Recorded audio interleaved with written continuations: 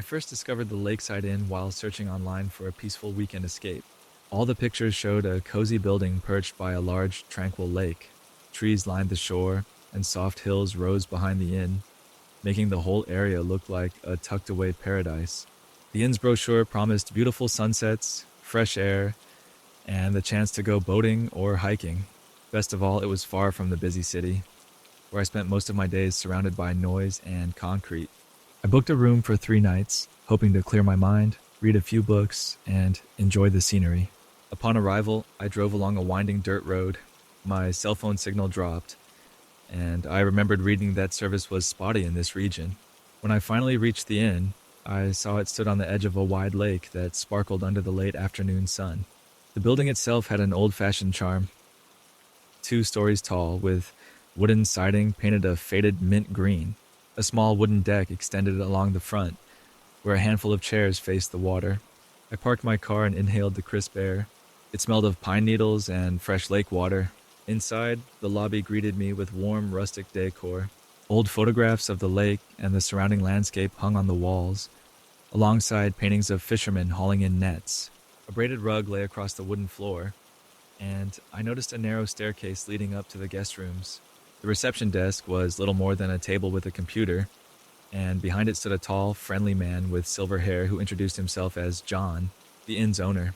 He wore a cheerful smile and welcomed me like a long-lost friend. After checking me in, he handed me a simple key attached to a small wooden tag, explaining that the inn's antique charm included old-fashioned locks instead of key cards. My room was on the second floor, overlooking the lake through a large window. The furniture was simple but comfortable: a bed with a thick quilt, a wooden dresser, and a small writing desk.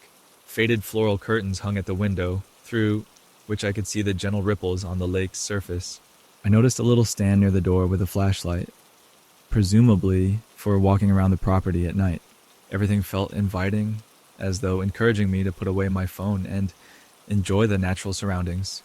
That first evening, I took a stroll along the narrow path that hugged the shoreline.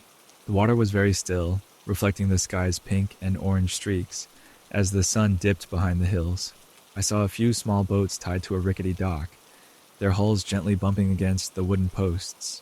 Farther along, there was a boathouse with peeling paint and a row of canoes leaning against it. The air was filled with the calls of distant birds settling down for the night. I felt peaceful, yet also sensed a hint of quiet mystery. Perhaps it was the way the wind whistled softly through the tall grass, or how the trees around the lake formed a dark silhouette as the light faded. I returned to the inn just in time to grab a light dinner in the common area, where a handful of other guests mingled. Warm lanterns and a fireplace made the space cozy. Simple homemade stew was served with bread and salad.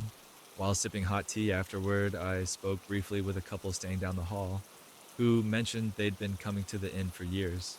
They said it was always beautiful, but the early mornings could be unsettling because of a thick fog that drifted over the lake. They didn't elaborate much, just smiled and hinted, "You'll see."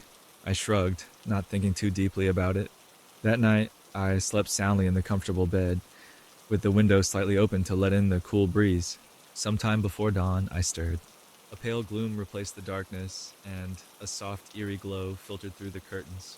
The temperature felt colder, so I got up to close the window. That's when I noticed the outside world looked like a grayish-white blanket. The rumored fog must have rolled in. Curious, I stepped closer to the glass.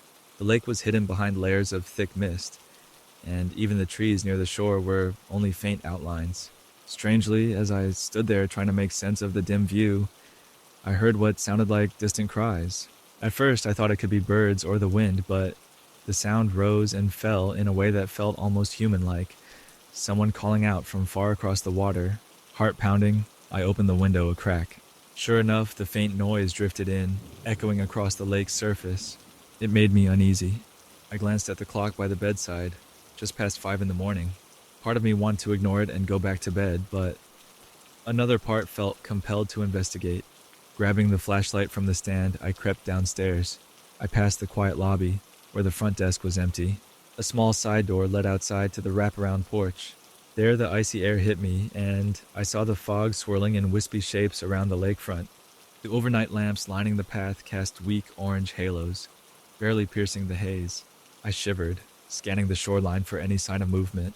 Again, I caught that faint cry. Impossible to tell if it was truly human or just a trick of the wind.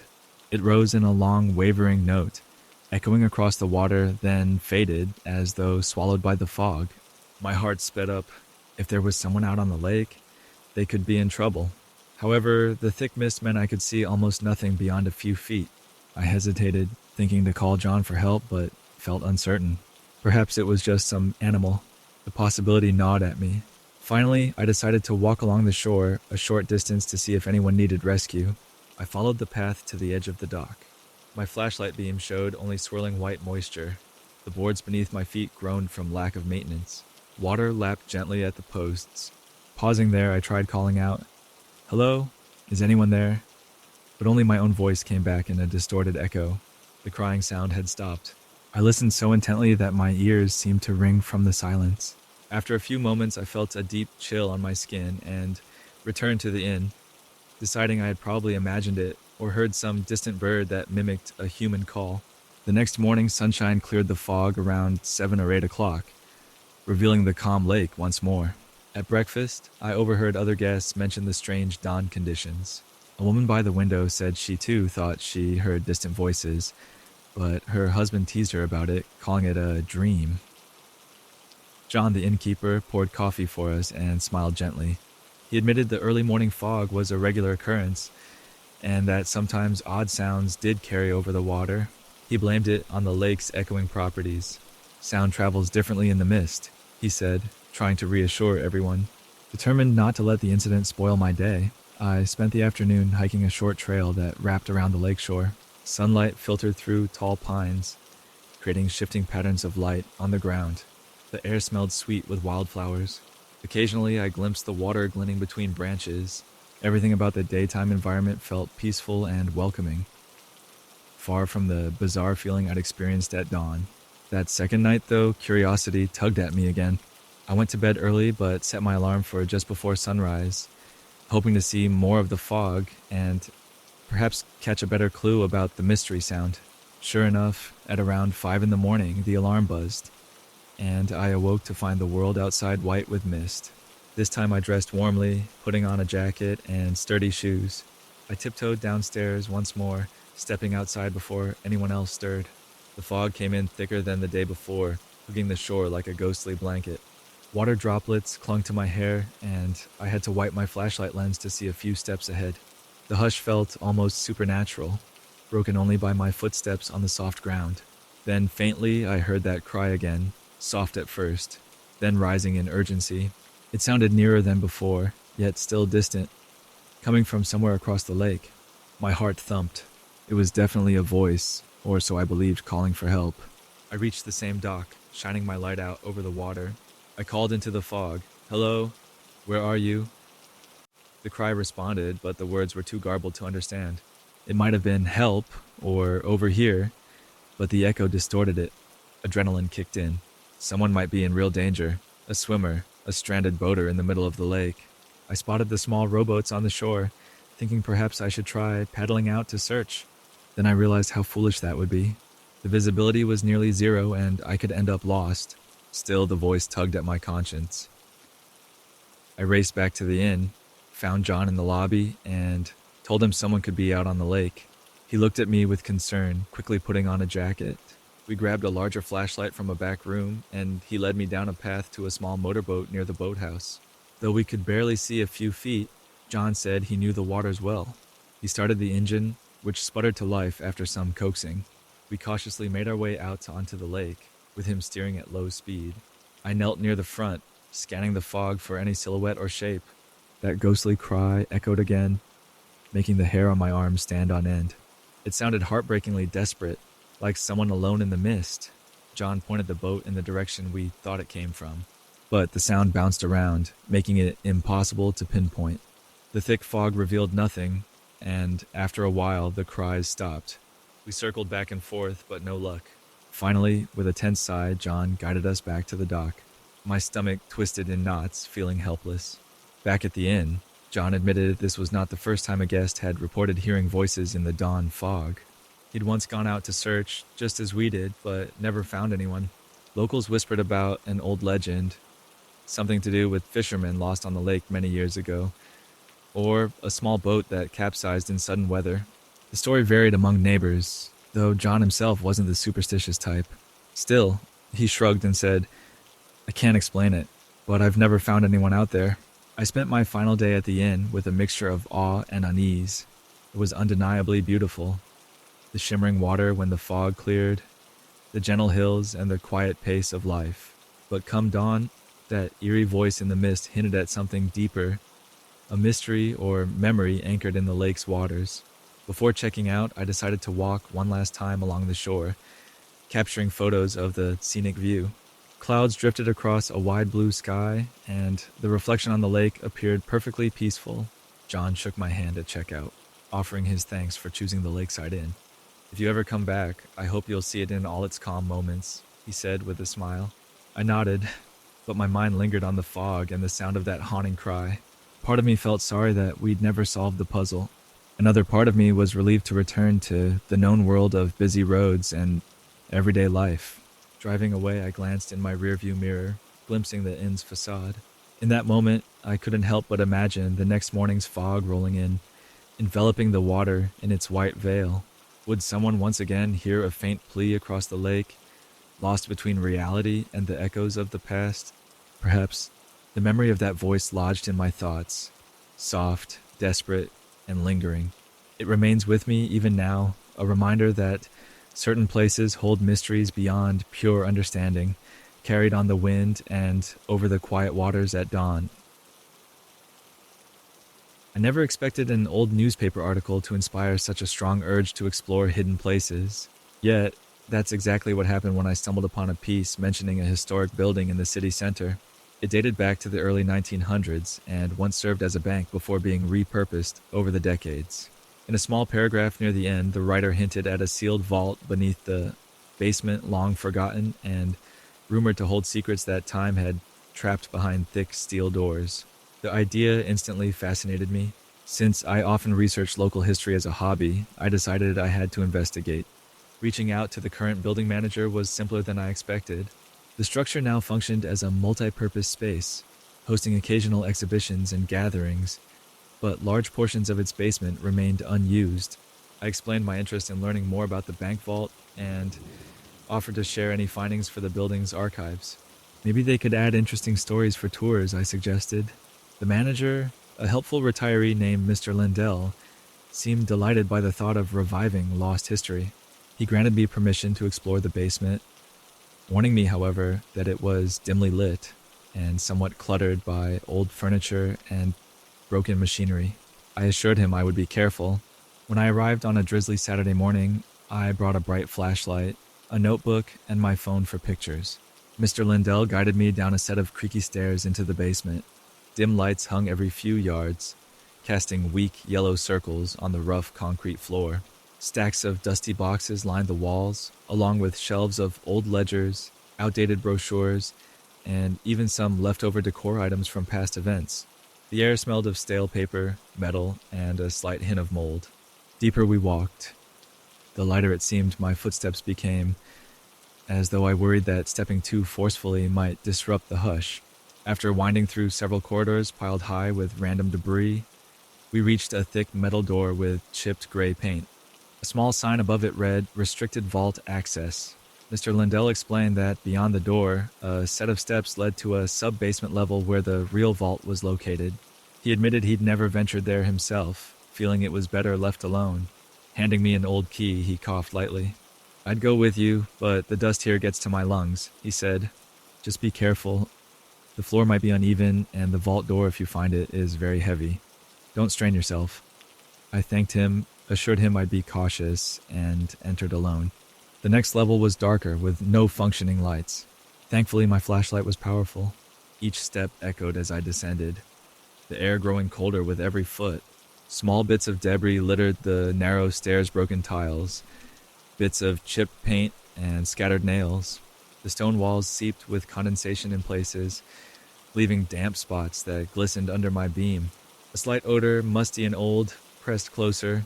At the bottom, I paused to shine my flashlight around. The corridor was short, leading to a large metal vault door built into the wall. It looked exactly like images I'd seen of old bank vaults, towering, circular, and intimidatingly thick. The steel had tarnished over time, revealing patches where rust tried to eat away at the surface. A big rotating handle protruded from the center, flanked by combination dials that clearly hadn't been turned in decades.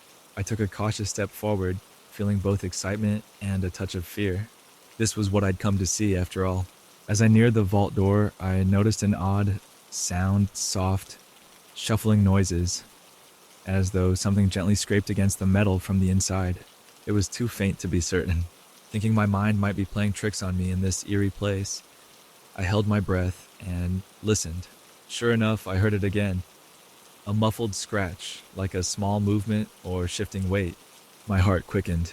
Of course, no one should have access to the vault's interior. It was sealed, yet something was making those noises. Leaning closer, I carefully placed my palm against the cool steel. The surface vibrated ever so slightly from my imagination or from real motion, I couldn't be sure. On a whim, I knocked lightly to test if the metal was really transmitting such sounds. The second I did so, a quieter tapping came in response from inside. Shocked, I jerked my hand back. Was it an echo or a random coincidence? I tried again, knocking 3 times. The answer came, 3 faint taps matching my rhythm. A chill ran down my spine. I considered the possibility of an animal trapped inside. Maybe a raccoon or large rat had found its way in through some broken vent or tunnel. The tapping might just be claws scurrying or scratching. That seemed likely, except the pattern seemed too perfect. Intrigued, I pressed my ear to the door. "Hello?" I whispered. No reply came in words, but I thought I heard a faint shuffle, like feet shifting across a dusty floor. Another wave of nervousness rolled through me. For a while, I just stood there in front of the vault door, torn about what to do. My curiosity screamed for me to investigate further. How exactly was the inside accessible to any living thing? If an animal was stuck, maybe I should try to open the vault. But the thick steel and complicated lock system wouldn't be easy to bypass without professional help. I also worried that if I turned the giant wheel or tampered with the mechanism, it might jam or worse, trap me inside. So I decided to take some pictures, gather more details, and let Mr. Lindell know. Perhaps the building owners could hire someone skilled to open the vault properly. I used my phone's camera to capture the door from various angles. The circular shape, the combination dials, the heavy wheel. While doing so, I noticed the outlines of older markings in the metal, half buried under layers of dust. Some were just scratches, but a few seemed deliberate, like someone etched them with a tool. One shape looked vaguely like a spiral, another like a series of short lines side by side. I couldn't read them well, and they might just be random scuffs from decades of handling. Carefully, I wiped at the dust with a cloth. The slight friction caused the door to emit a low groan, as though complaining of my intrusion. Then the shuffling started again, more distinct this time, as if something inside sensed my presence and was trying to respond. It wasn't violent or frantic, just persistent, slow movement that carried a strange weight. If there's something stuck in there, I thought, it's definitely aware of me. Spurred on by an odd mixture of concern and fascination, I told myself I needed a better listen. Bending down, I held my flashlight so it shone across the door's bottom seam. Sometimes old vaults have a slight gap or vent, but this one seemed sealed tight. Again, I tapped lightly with my knuckles, only 2 times. The answer came after a second or two, also 2 taps. My heart was in my throat. This pattern was too direct to be a random critter. Could a person be inside? That seemed impossible. The vault, according to records, had been sealed for at least half a century. No one could survive in there. Unsettled, I backed away. The corridor felt colder than ever. My breath caught in my chest. Adrenaline buzzed in my veins as I tried to rationalize the phenomenon. I decided I'd had enough. I might be an explorer at heart, but I wasn't foolish enough to force open a century-old vault door without the proper tools or help. The repeated tapping, though, haunted me. It felt as if some presence living or otherwise recognized my knock. I turned and climbed the stairs as calmly as I could, though my every instinct wanted me to run. The dim basement lights above felt almost welcoming when I reached them, and I realized how shaky my legs were. Back on the main basement level, I found Mr. Lindell in a small office. He looked up from his desk with mild curiosity. I explained in hushed tones about hearing noises behind the vault's door. To my surprise, he didn't look altogether shocked. He admitted that a few workers had mentioned strange sounds or echoes in that area before, though he'd never paid them much mind. "It's an old building," he said with a shrug. "Structures settle, pipes creak, could be anything. But you seem pretty rattled. Let me guess, you want to open it up?" I nodded, half relieved he took my story seriously. He stepped into another room and reemerged with a cracked leather notebook containing old building notes. We flipped through them, searching for references to the vault's locks. We found only a brief mention stating that the combination was lost decades ago when the bank relocated. The page carried a short note: "Vault sealed, not in current use. No known inventory inside." That was it. No big secret, no mention of questionable content. Without the combination or a skilled locksmith, we were stuck. I couldn't forget the tapping. Over lunch, Mr. Lindell and I shared speculations. Maybe there was indeed a hidden vent or some small opening that allowed an animal in. Or maybe it was simply an echo effect, reflecting my knocks in a delayed manner. But that wouldn't explain the distinct pattern. We talked about hiring a commercial vault expert, though the cost might be high. The building's owners might not approve the expense unless there was a clear reason. "When you knock again," Mr. Lindell asked with a nervous chuckle, "will it answer once more?" Determined not to leave the matter unresolved, I returned to the vault corridor later that afternoon, accompanied by a young maintenance worker named Jill. She was braver than me, or at least more curious.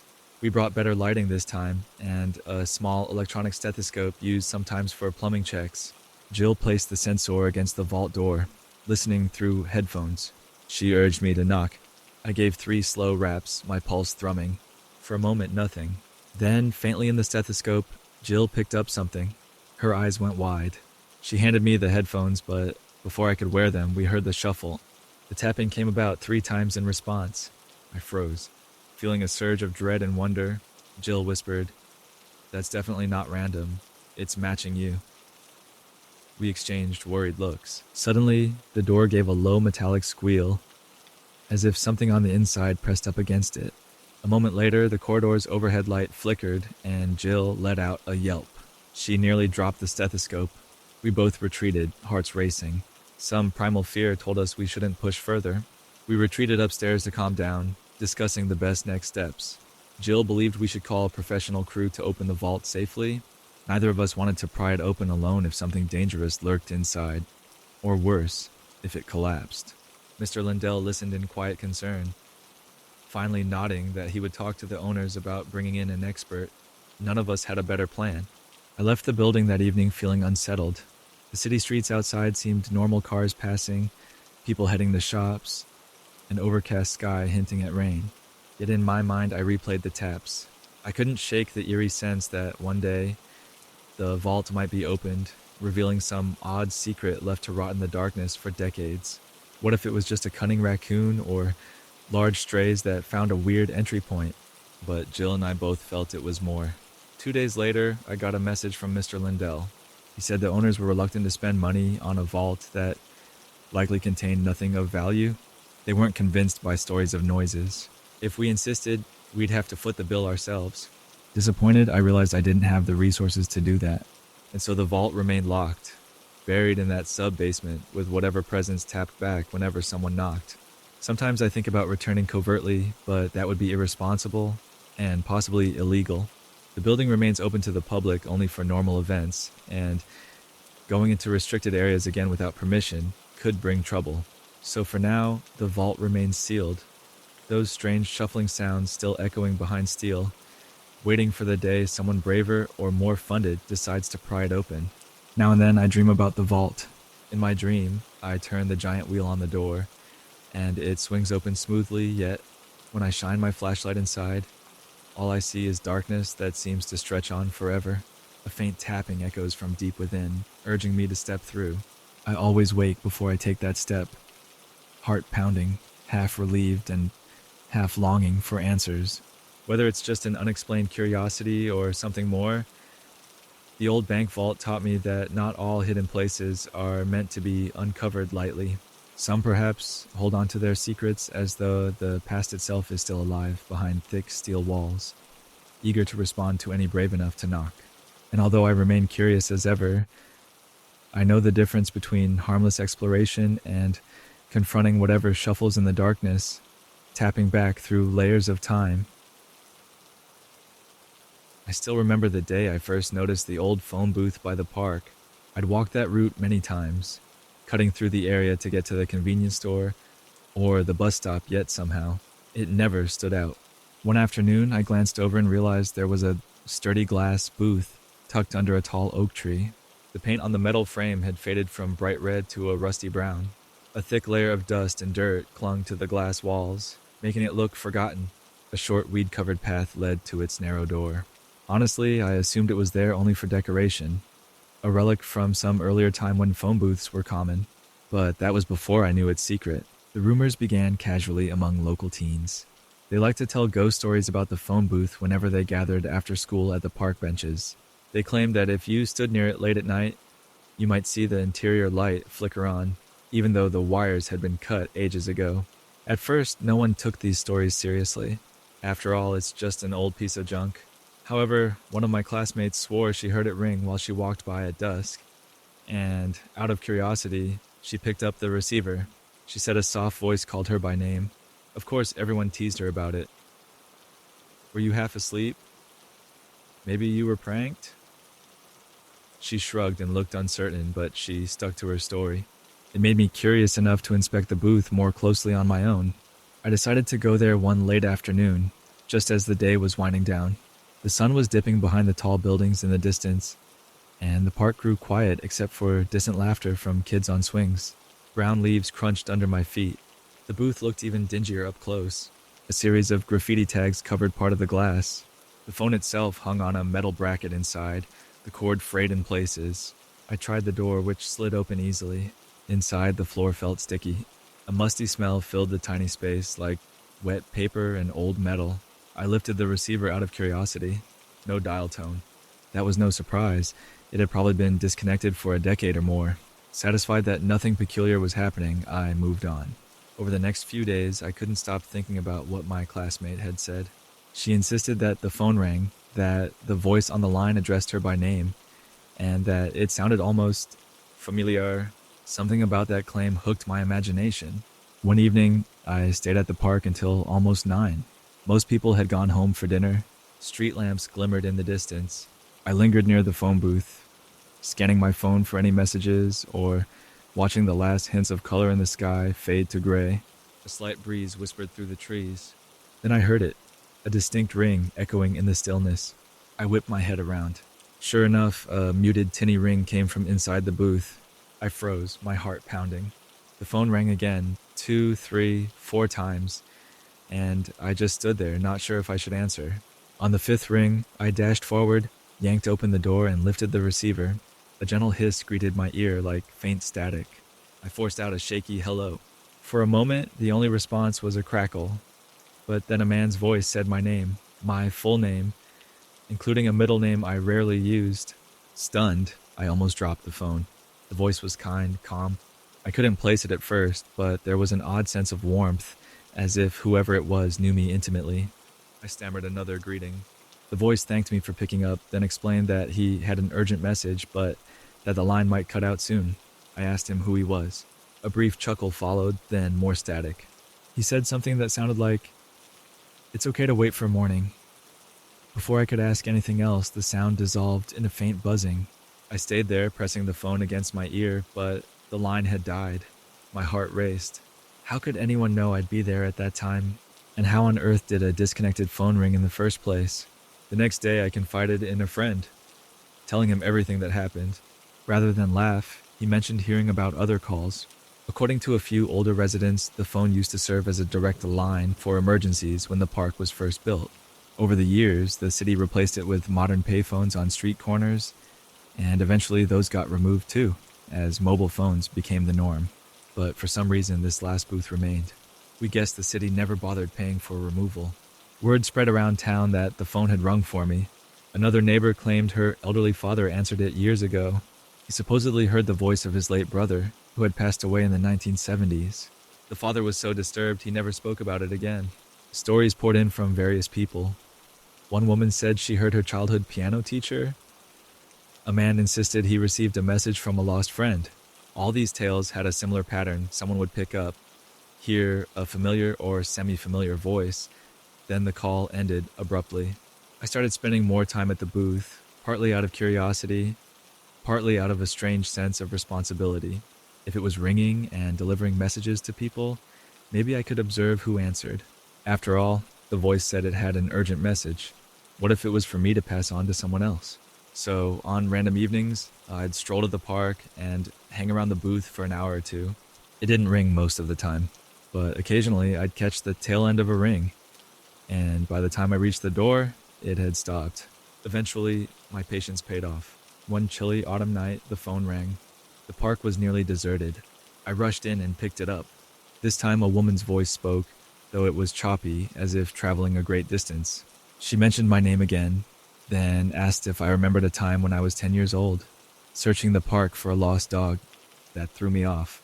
I had indeed lost a dog around that age. My beloved beagle had wandered away for an afternoon. But how did this person know? My parents never told many people about that. The woman's voice turned soft. She said the dog had found refuge near the baseball field and that I needed to keep searching. I was utterly confused. I explained that my dog had come back a long time ago. I tried to get clarity, but the static overtook the line and the call ended. This pattern repeated over the next couple of weeks. I heard various voices with cryptic statements, each referencing events from the past, not always mine. Names I didn't know came through, occasionally interlaced with static. One neighborhood runner shared a similar experience. He answered the phone and heard an old message about a field trip from decades ago when he was in grade school.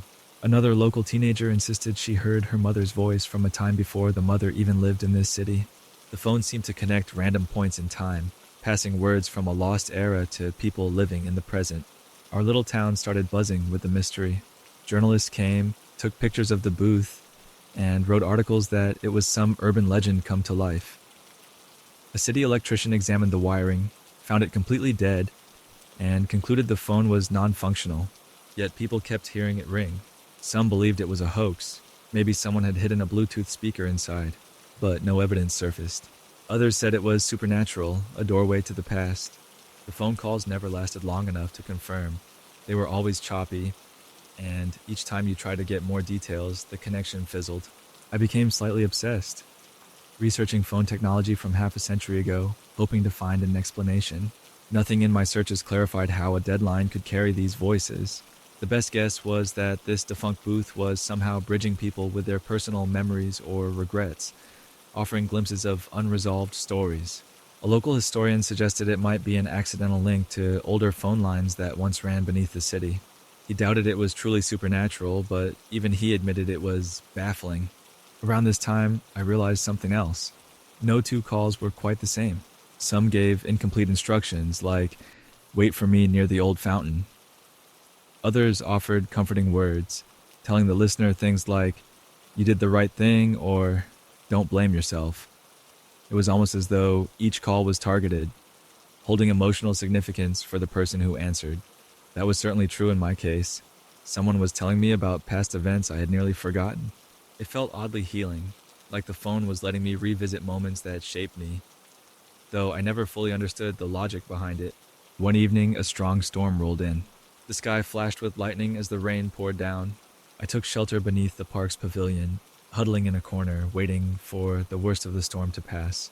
Over the thunder, I heard a single ring. My heart leapt. The storm battered the phone booth, making it nearly impossible to see inside. But the ring sounded again, unwavering. Ignoring the downpour, I ran across the grass, water sloshing around my ankles. When I yanked the door open, the inside was dark except for occasional flickers from nearby streetlights. I picked up the receiver, my hair dripping water everywhere. A faint, crackling voice said it was sorry for all the confusion. I recognized the tone as the same man who first spoke to me. He thanked me for listening, said something about one last thing, but the storm caused so much interference I could barely make it out. I heard the phrase, "Look under the bench," repeated twice, then the line died. Stepping out of the booth with my heart racing, I scanned the area. A bench stood near the path close to a large oak tree. I trudged through the rain, determined to see if there was anything there. Underneath that bench, I found a moldy shoebox. Inside it were a few photos and a water-damaged letter. The letter mentioned a man's regrets regarding his estranged brother, urging forgiveness. It was dated 1975, The man who wrote it was apparently preparing to mail it, but never did. The envelope bore the local address of a house that still existed. I stuffed everything in my jacket and returned home, perplexed. Could this be connected with the phone calls? Perhaps the unknown voice was trying to complete an unfinished message from all those years ago. The next morning, I visited the address from the letter. A tired-looking woman answered the door. Through halting words, I explained I had found something that might belong to her family. The name on the envelope matched hers. It was her father's name, who had passed away long ago. She read the letter, eyes brimming with tears. She whispered that it referred to an argument between her father and uncle that happened when she was very small. Her father had always regretted not reconciling before the uncle died. Now, decades later, she could at least understand his remorse and share the letter's contents with the rest of the family, offering them closure. She thanked me. I left, feeling that some cosmic circle had closed. Days rolled on, and I noticed a change in the phone booth. People said it rang less frequently. Some even said it had gone silent. Was it possible that delivering that old letter was the final piece of business for the booth's strange power? Curious, I returned to stand watch a few more evenings. The phone never rang. The air around the booth felt calm, as though a story had ended. Yet, occasionally, passersby still wonder if it might ring again. Some nights, you can almost imagine the phone vibrating or see the light flicker inside. But the calls are no longer daily talk in our neighborhood. The city considered removing the booth, but after hearing so many stories, they decided to let it remain as a local landmark. Now it's being cleaned up, the graffiti scrubbed off, the glass replaced. Even if it never rings again, people like me remember the surreal experience of hearing a voice from the past call out our names. That rundown booth taught me that sometimes we carry unresolved pieces of others without knowing it. All it takes is one small jolt, a letter found under a bench, or a mysterious phone call to bring old truths into the... I drove down the winding road, looking forward to a simple weekend at Obsidian Shores campsite. The name sounded dramatic, but the online details promised an unspoiled lakeside setting with calm waters and thick pine forests. The gravel under my tires crunched softly as I pulled up near the main entrance. The late afternoon sun cast long shadows across a wooden sign that read, "Obsidian Shores Welcome." Strangely, the lot was almost empty, though it was a perfect summer weekend. I spotted only 2 other cars. A lone ranger station stood to one side, the windows dark. I guess the park employees were out on rounds, or would be back soon. I parked near a faded picnic table and stretched. The fresh scent of pine needles drifted around me, mixed with the slight tang of lake water. Grabbing my backpack, I walked to the small notice board near the entrance, hoping for a map.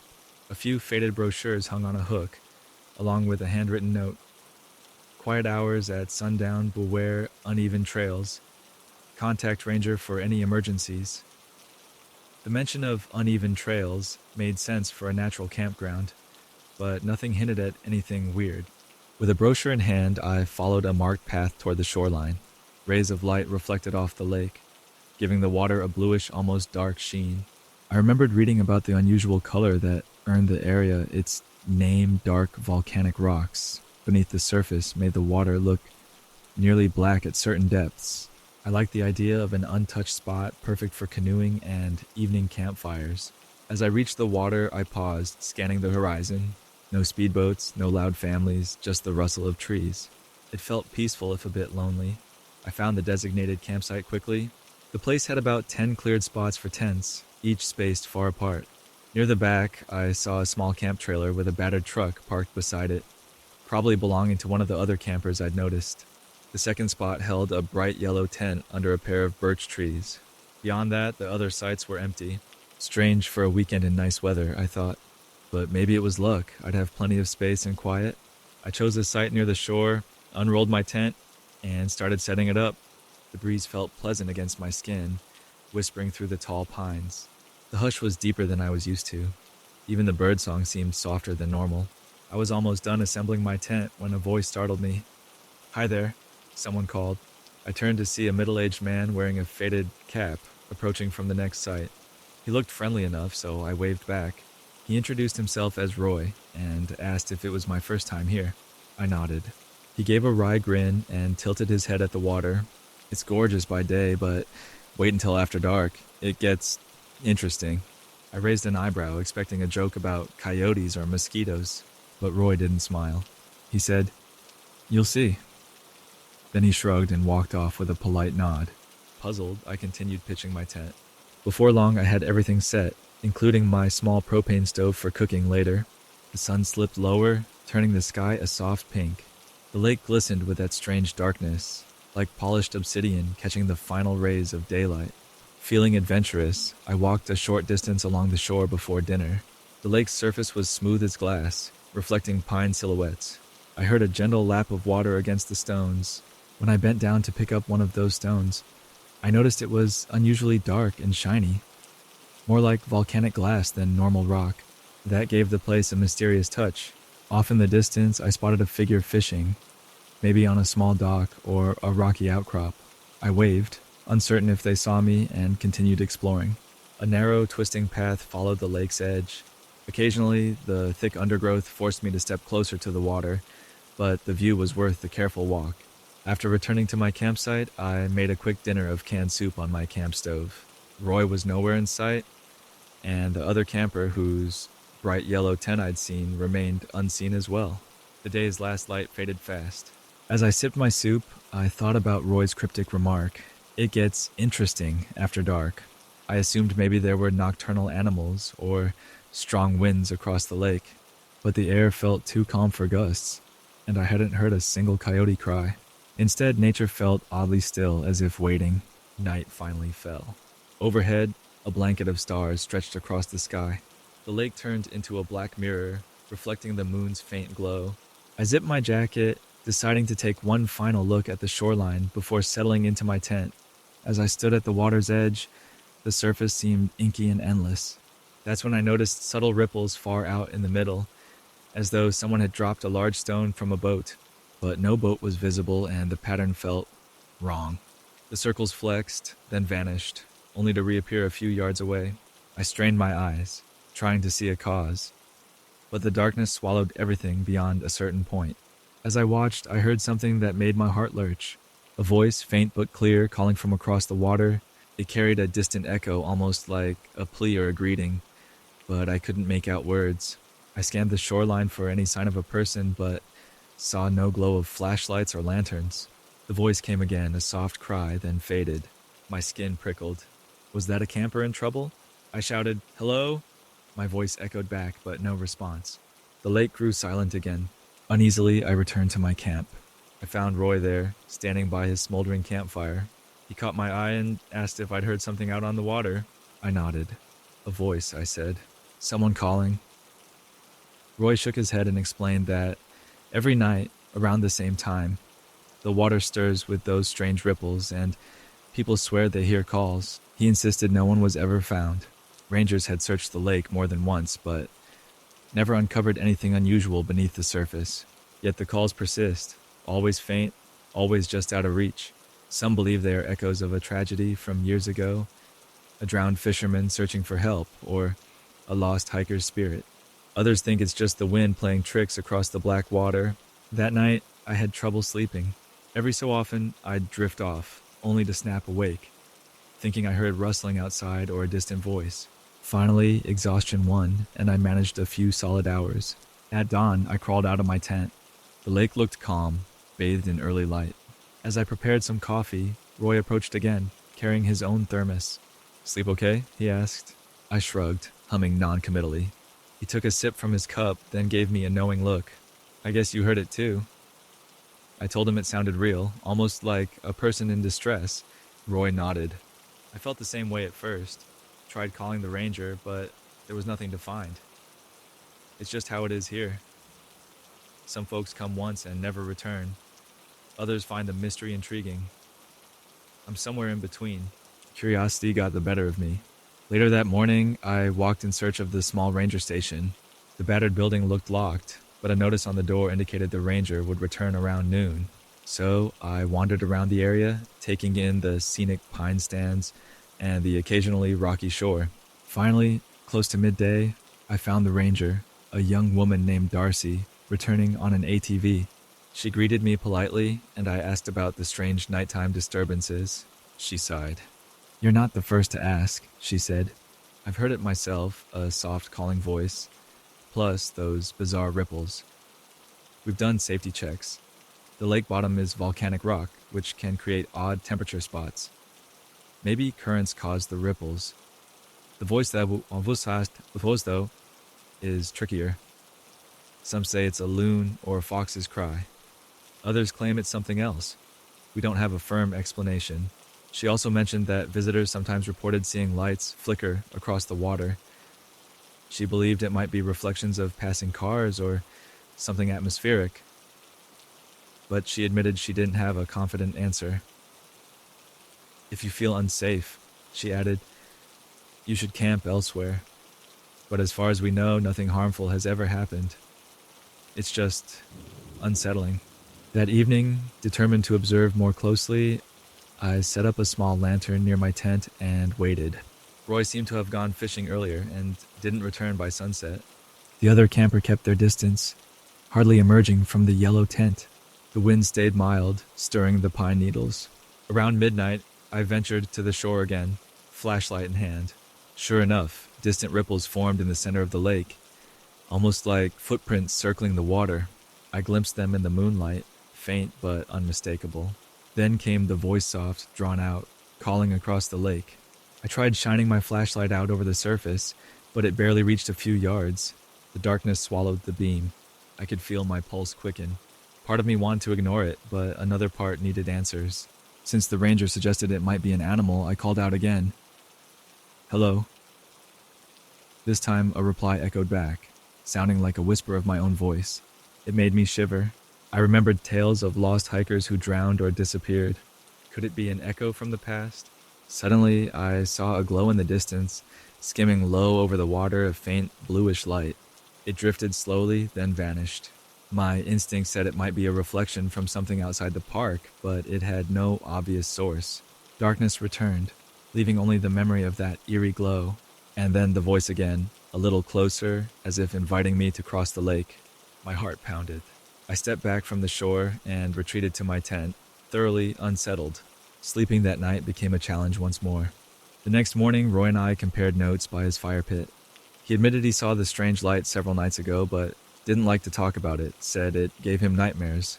He'd planned to leave that day, but curiosity kept him around. I think I'll do one more night, he said, his tone hesitant. We hatched a plan to watch the lake from different angles in case the light or the voice returned. Maybe we could pinpoint a cause. The day passed quietly. I went for a short hike on a nearby trail, enjoying the sunlight filtering through tall pines. The smell of earth and damp moss reminded me that nature can be both welcoming and mysterious. A faint path led to a rocky outcrop overlooking the lake, giving a wide panoramic view.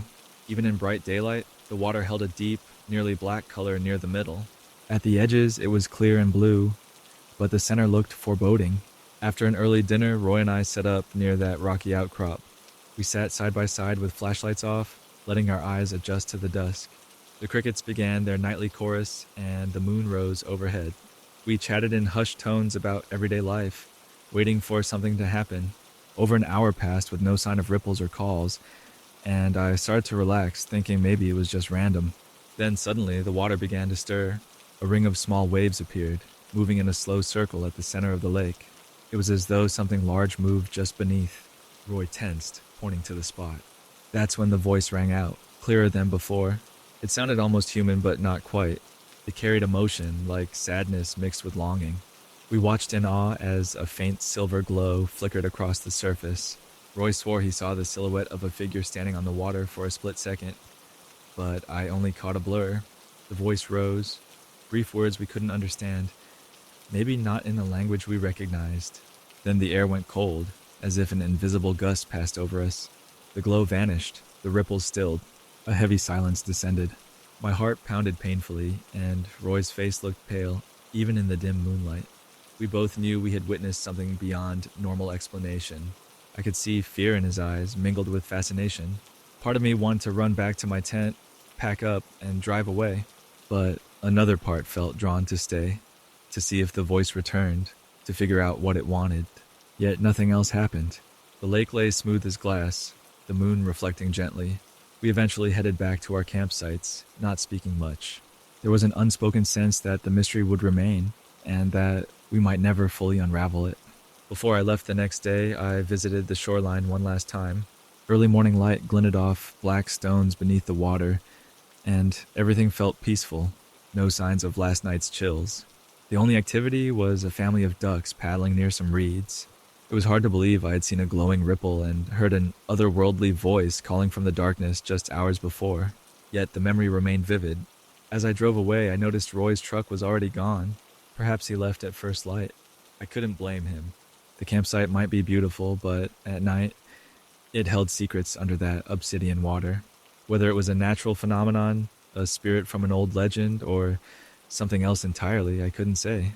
But the strange calls and ripples were real, and I knew I wouldn't soon forget them. I sometimes think about returning to Obsidian Shores. A part of me wonders if I'd witness the eerie vision again, or if it was a once-in-a-lifetime experience. I imagine others will come upon the same phenomenon, late arrivals, or brave travelers who aren't put off by rumors. Maybe the voice calls out to anyone who listens, searching for closure, or just echoing across time. Whatever the reason, it's clear that Obsidian Shores campsite isn't an ordinary place for a casual weekend. Those dark waters hide far more than fish or volcanic rocks. They carry echoes of something unknown, and as night falls, those echoes rise to the surface, waiting for curious ears to hear their lonely song. I was sitting in a small diner off the highway, sipping weak coffee and reading a local travel guide. The weather outside was damp and dreary, and the steady hum of trucks passing by made me feel restless. A couple of older truckers walked in and sat down at the table behind me. While waiting for their orders, they talked about a creepy patch of road somewhere up the interstate, a spot where fog collects under an old overpass, obscuring a short tunnel. They said if you drive through it, your radio picks up odd voices speaking in some forgotten dialect. At first, I thought they were just trading ghost stories, but the more I eavesdropped, the more real their words sounded. One trucker insisted he heard chanting through his speakers, even though he had turned his radio off. Another swore that once he cleared the tunnel, the fog disappeared in seconds, as if it had never been there. Despite the strange stories, I found myself curious. I was heading north the next morning, so maybe I would pass this place. Part of me felt a small thrill at the idea of discovering something mysterious along a quiet stretch of road. Early the next day, I packed my things and set out on the highway. The sky was still heavy with clouds, and patches of fog clung to the shoulders of the road. Crows circled overhead, their dark wings blending against the gray sky. Sometimes I noticed truck headlights emerging from the mist, only to vanish a moment later. The interstate was long, with miles of flat fields to my left and rolling hills to my right. Signs for small towns and truck stops appeared now and then, but mostly it was just me and the open road. By late afternoon, I realized I was growing tired. My eyes ached from staring at the hazy white lines on the pavement. I considered stopping at the next rest area when I saw a battered sign overhead. It read, "Overpass 3 miles, prepare to merge left." The sign itself looked old rust flaked around the edges, and a faint layer of grime covered the letters. Something about it caught my attention. Could this be the overpass from the truckers' stories? As I neared, the clouds seemed to thicken, swallowing the horizon. I spotted an unusual bank of fog hovering in the distance. The road curved gently, and soon I could see the overpass, a concrete structure spanning a short, narrow tunnel. The rest of the highway felt normal, but right at that point, the fog gathered in a dense wall. It drifted under the overpass, glowing almost silver in the late sunlight. My heart beat faster. It looked more eerie than I expected. Cautiously, I slowed my car, flicked on the headlights, and entered that tunnel of mist. The temperature seemed to drop, and everything turned gray. The inside of the short tunnel was concrete, stained with old watermarks. I heard my tires thump across cracks in the road. At first, my radio was silent. I had turned it off earlier to enjoy the quiet. But then a sharp burst of static crackled through the speakers. Surprised, I glanced down. The radio display was still off, yet noise came through. It reminded me of random static you might get from a broken station. But buried under the static, I could detect voices, urgent and rhythmic. I couldn't understand a single word. I felt a chill travel up my arms. The echo of those voices seemed ancient somehow, like a chant or a strange dialect. I forced myself to keep my eyes on the road. Worried I'd swerve in the shifting fog, my car crept forward until I emerged into the open air on the other side of the overpass. Sunlight peeked through the gray sky again, and with sudden clarity, the radio static cut out. The voices vanished. All that remained was the steady hum of my engine. I pulled over onto the shoulder, my hands shaking a bit. My heart hammered in my chest. I tried turning the radio on and off, scanning stations. Nothing. Just normal music and the usual talk shows. Had I imagined it? The memory of those chanting voices felt incredibly real. I sat there for a full minute, breathing slowly. A passing truck honked, probably annoyed at my position on the shoulder. Finally, I returned to the road, checking my mirror for traffic. Over the following days, I couldn't stop thinking about what happened. The voices, the static, the sudden fog that clung to that specific overpass. It felt too odd to be a coincidence. I decided to ask around. At a nearby truck stop, when I mentioned the tunnel with constant fog, two drivers shook their heads and told me I wasn't the only one. One driver said he usually turned up his music loud whenever he drove through, just to block out the odd interference. Another recounted a story from his father, who claimed to hear frantic whispers in an unrecognizable language each time he crossed that spot. Intrigued, I made a plan to return, hoping to capture evidence on my phone. I rearranged my schedule so I could pass under the overpass again near dusk, the same time I'd gone before. This time, I brought a small digital recorder, set it on my passenger seat, and hit record early. Sure enough, as I approached, the sky grayed, and the fog thickened around the overpass. My pulse quickened. The temperature in my car seemed cooler, as if the air conditioning was on full blast. It wasn't. I entered the tunnel. Again, the radio thou switched off, crackled with static, then faint voices. They rose and fell in a gentle rhythm, like a conversation or chant. Unrecognizable words echoed through the car's speakers. I tried to keep calm, describing everything out loud for the recorder. I'm driving through the overpass now, yeah. I see the fog. The radio is picking up something. It sounds like a man and a woman, or maybe multiple voices. I can't tell the language. As I emerged from the other side, the voices drifted away, lost in silence. The fog vanished in moments, leaving the highway clear. I pulled into a rest stop 6 miles down the road and played back the recorder. My voice sounded normal, describing the scene, but the chanting was low, nearly drowned out by static, and at one point, I picked up a distinct phrase that made my heart skip. It was only a few syllables, spoken in a tone that was neither gentle nor harsh, but a bit urgent. I couldn't identify any known words, and no online translation tool recognized them. It was as though I'd captured echoes of something ancient. That evening, I spoke with a local historian in a next-door town. He had heard rumors about an old settlement near the highway, long before modern roads were built. Some said the land once belonged to a small group that spoke a dying dialect. According to legend, a group's final members disappeared mysteriously, and their existence faded from records. The historian believed the overpass construction might have disturbed something below. It's an odd story, he shrugged, but many truckers talk about that place. I visited the library hoping for documents. I found only references to a forgotten band of travelers who roamed the region centuries ago. They left no official records, just scattered tales and a few artifacts. Maybe the voices were connected to them, or maybe it was all coincidence. Still, each time I drove that route, the same phenomenon recurred. The fog grew thick under the overpass, and the voices seeped through the radio static. Word spread among truckers that I'd recorded a snippet, so some reached out to compare experiences. Usually, they described hearing moaning or chanting. Never anything modern like music or news. Some claimed to hear their own names faintly in the static. A few were so spooked they rerouted their trips to avoid the tunnel entirely, preferring a longer way around. Despite the growing whispers and rumors, the highway department never officially recognized anything out of the ordinary. As far as they were concerned, the fog was normal in low-lying areas, and the overpass was structurally safe. They had no explanation for the radio interference.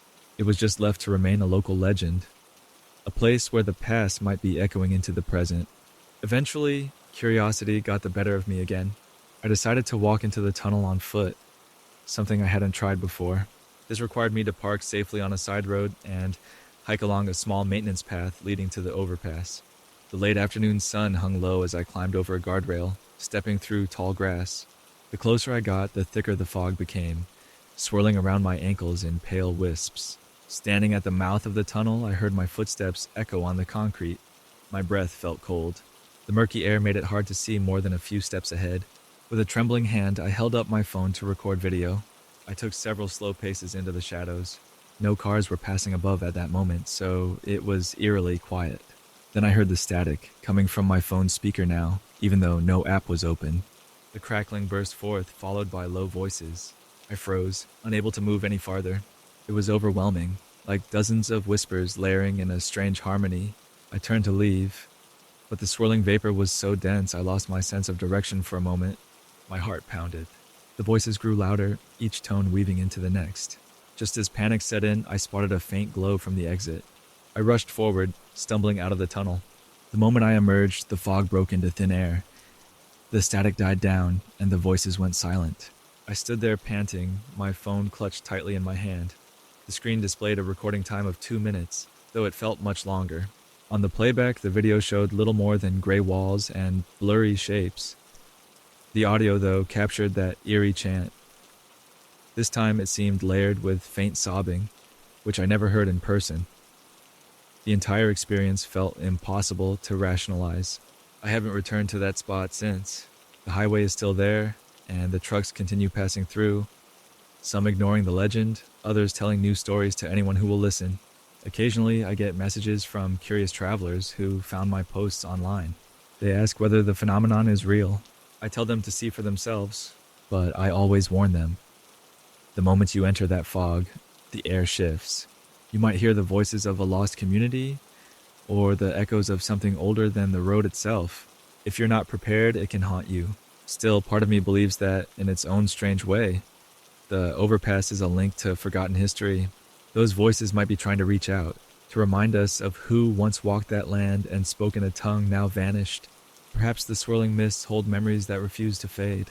Driving away from that place for the last time, I felt a mixture of awe and relief, aware I'd brushed against a mystery that lacked a neat explanation.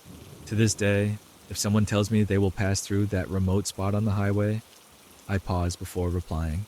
My advice is simple. Keep your eyes on the road and don't panic if the radio crackles. Let whatever is there have its moment. When you come out on the other side, the modern world will feel solid again, and the strange voices will be just a memory, unless, of course, they choose to stay with you. The first time I saw the stray cat, it was very early in the morning. I was up before sunrise to water my potted plants, since that day promised to be hot. As I stood on my front porch, a rustling sound caught my attention. Down the sidewalk, just at the corner, a silhouette moved quietly.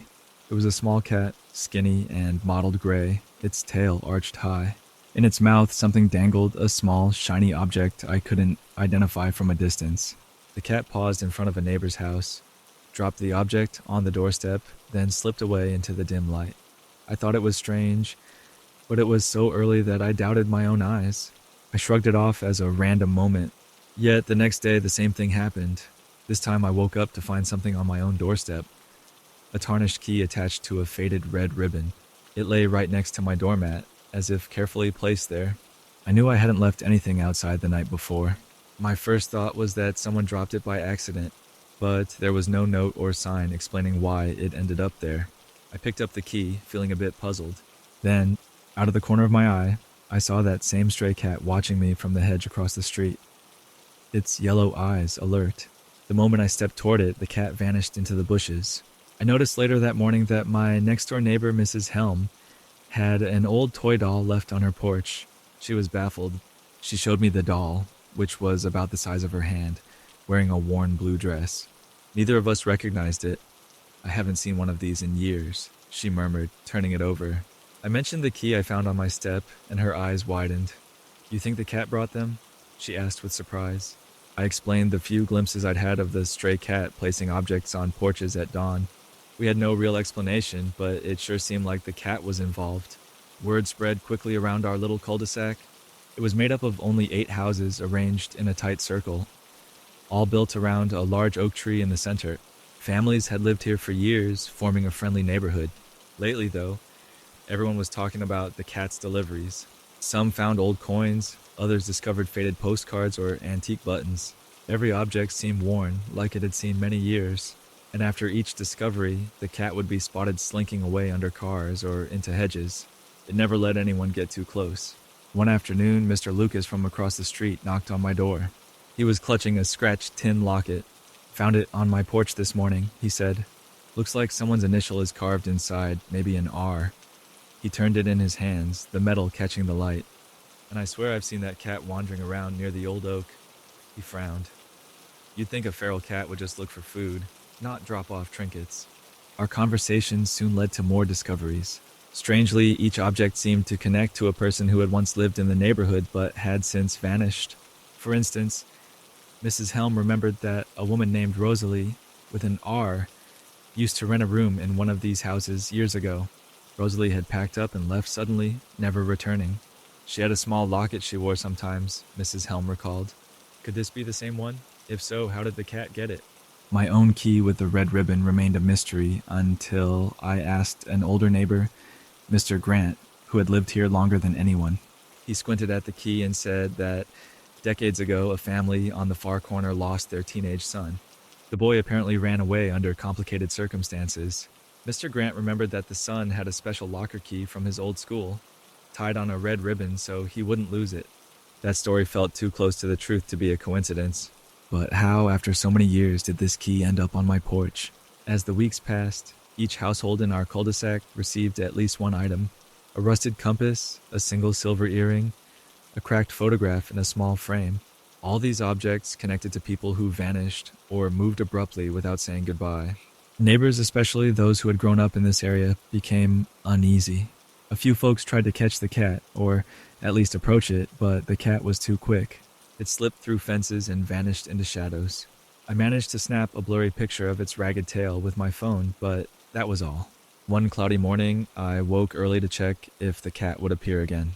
Stepping outside, I found a small wooden music box on my porch, chipped along its edges.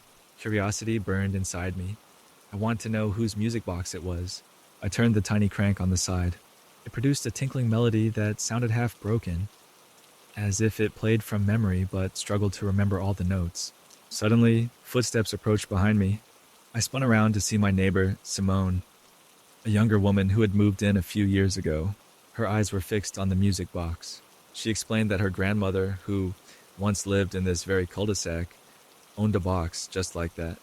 The grandmother moved away under strained family issues and passed on a while later. Nobody inherited her things as far as Simone knew. Simone remembered the tune it used to play when she was little. Now, hearing it in its warped form made tears well up in her eyes.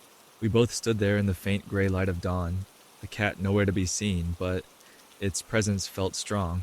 Somehow these items were re-emerging after years, connected to lost stories or unresolved goodbyes. Simone and I decided to do a bit more digging. We started by listing out all the objects each house had received. Then we tried to match them with the previous owners or tenants. With the help of Mr. Grant's long memory and older records from the local library, we pieced together a pattern. Each trinket belonged to someone who left the neighborhood under sad or mysterious circumstances. Some simply moved without notice. Others vanished in the chaos of family disputes. One or two had even gone missing, never to be found. Though that was many decades ago, it was almost as if the cat was returning scraps of the past, forcing us to remember people who once lived among us. The big question was why. Many neighbors shrugged it off as just a spooky coincidence. Others believed there was more going on. Late one night, I sat on my porch with a thermos of tea, hoping the cat might appear.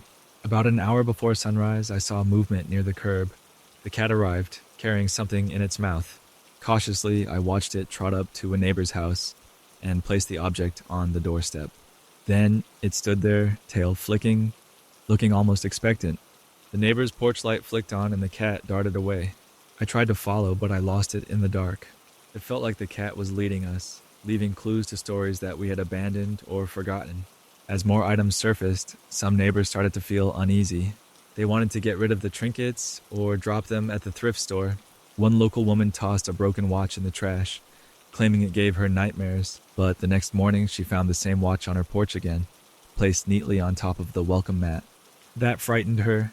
She ended up giving the watch to Mr. Grant, who carefully cleaned it and discovered a faint inscription with the initials ST.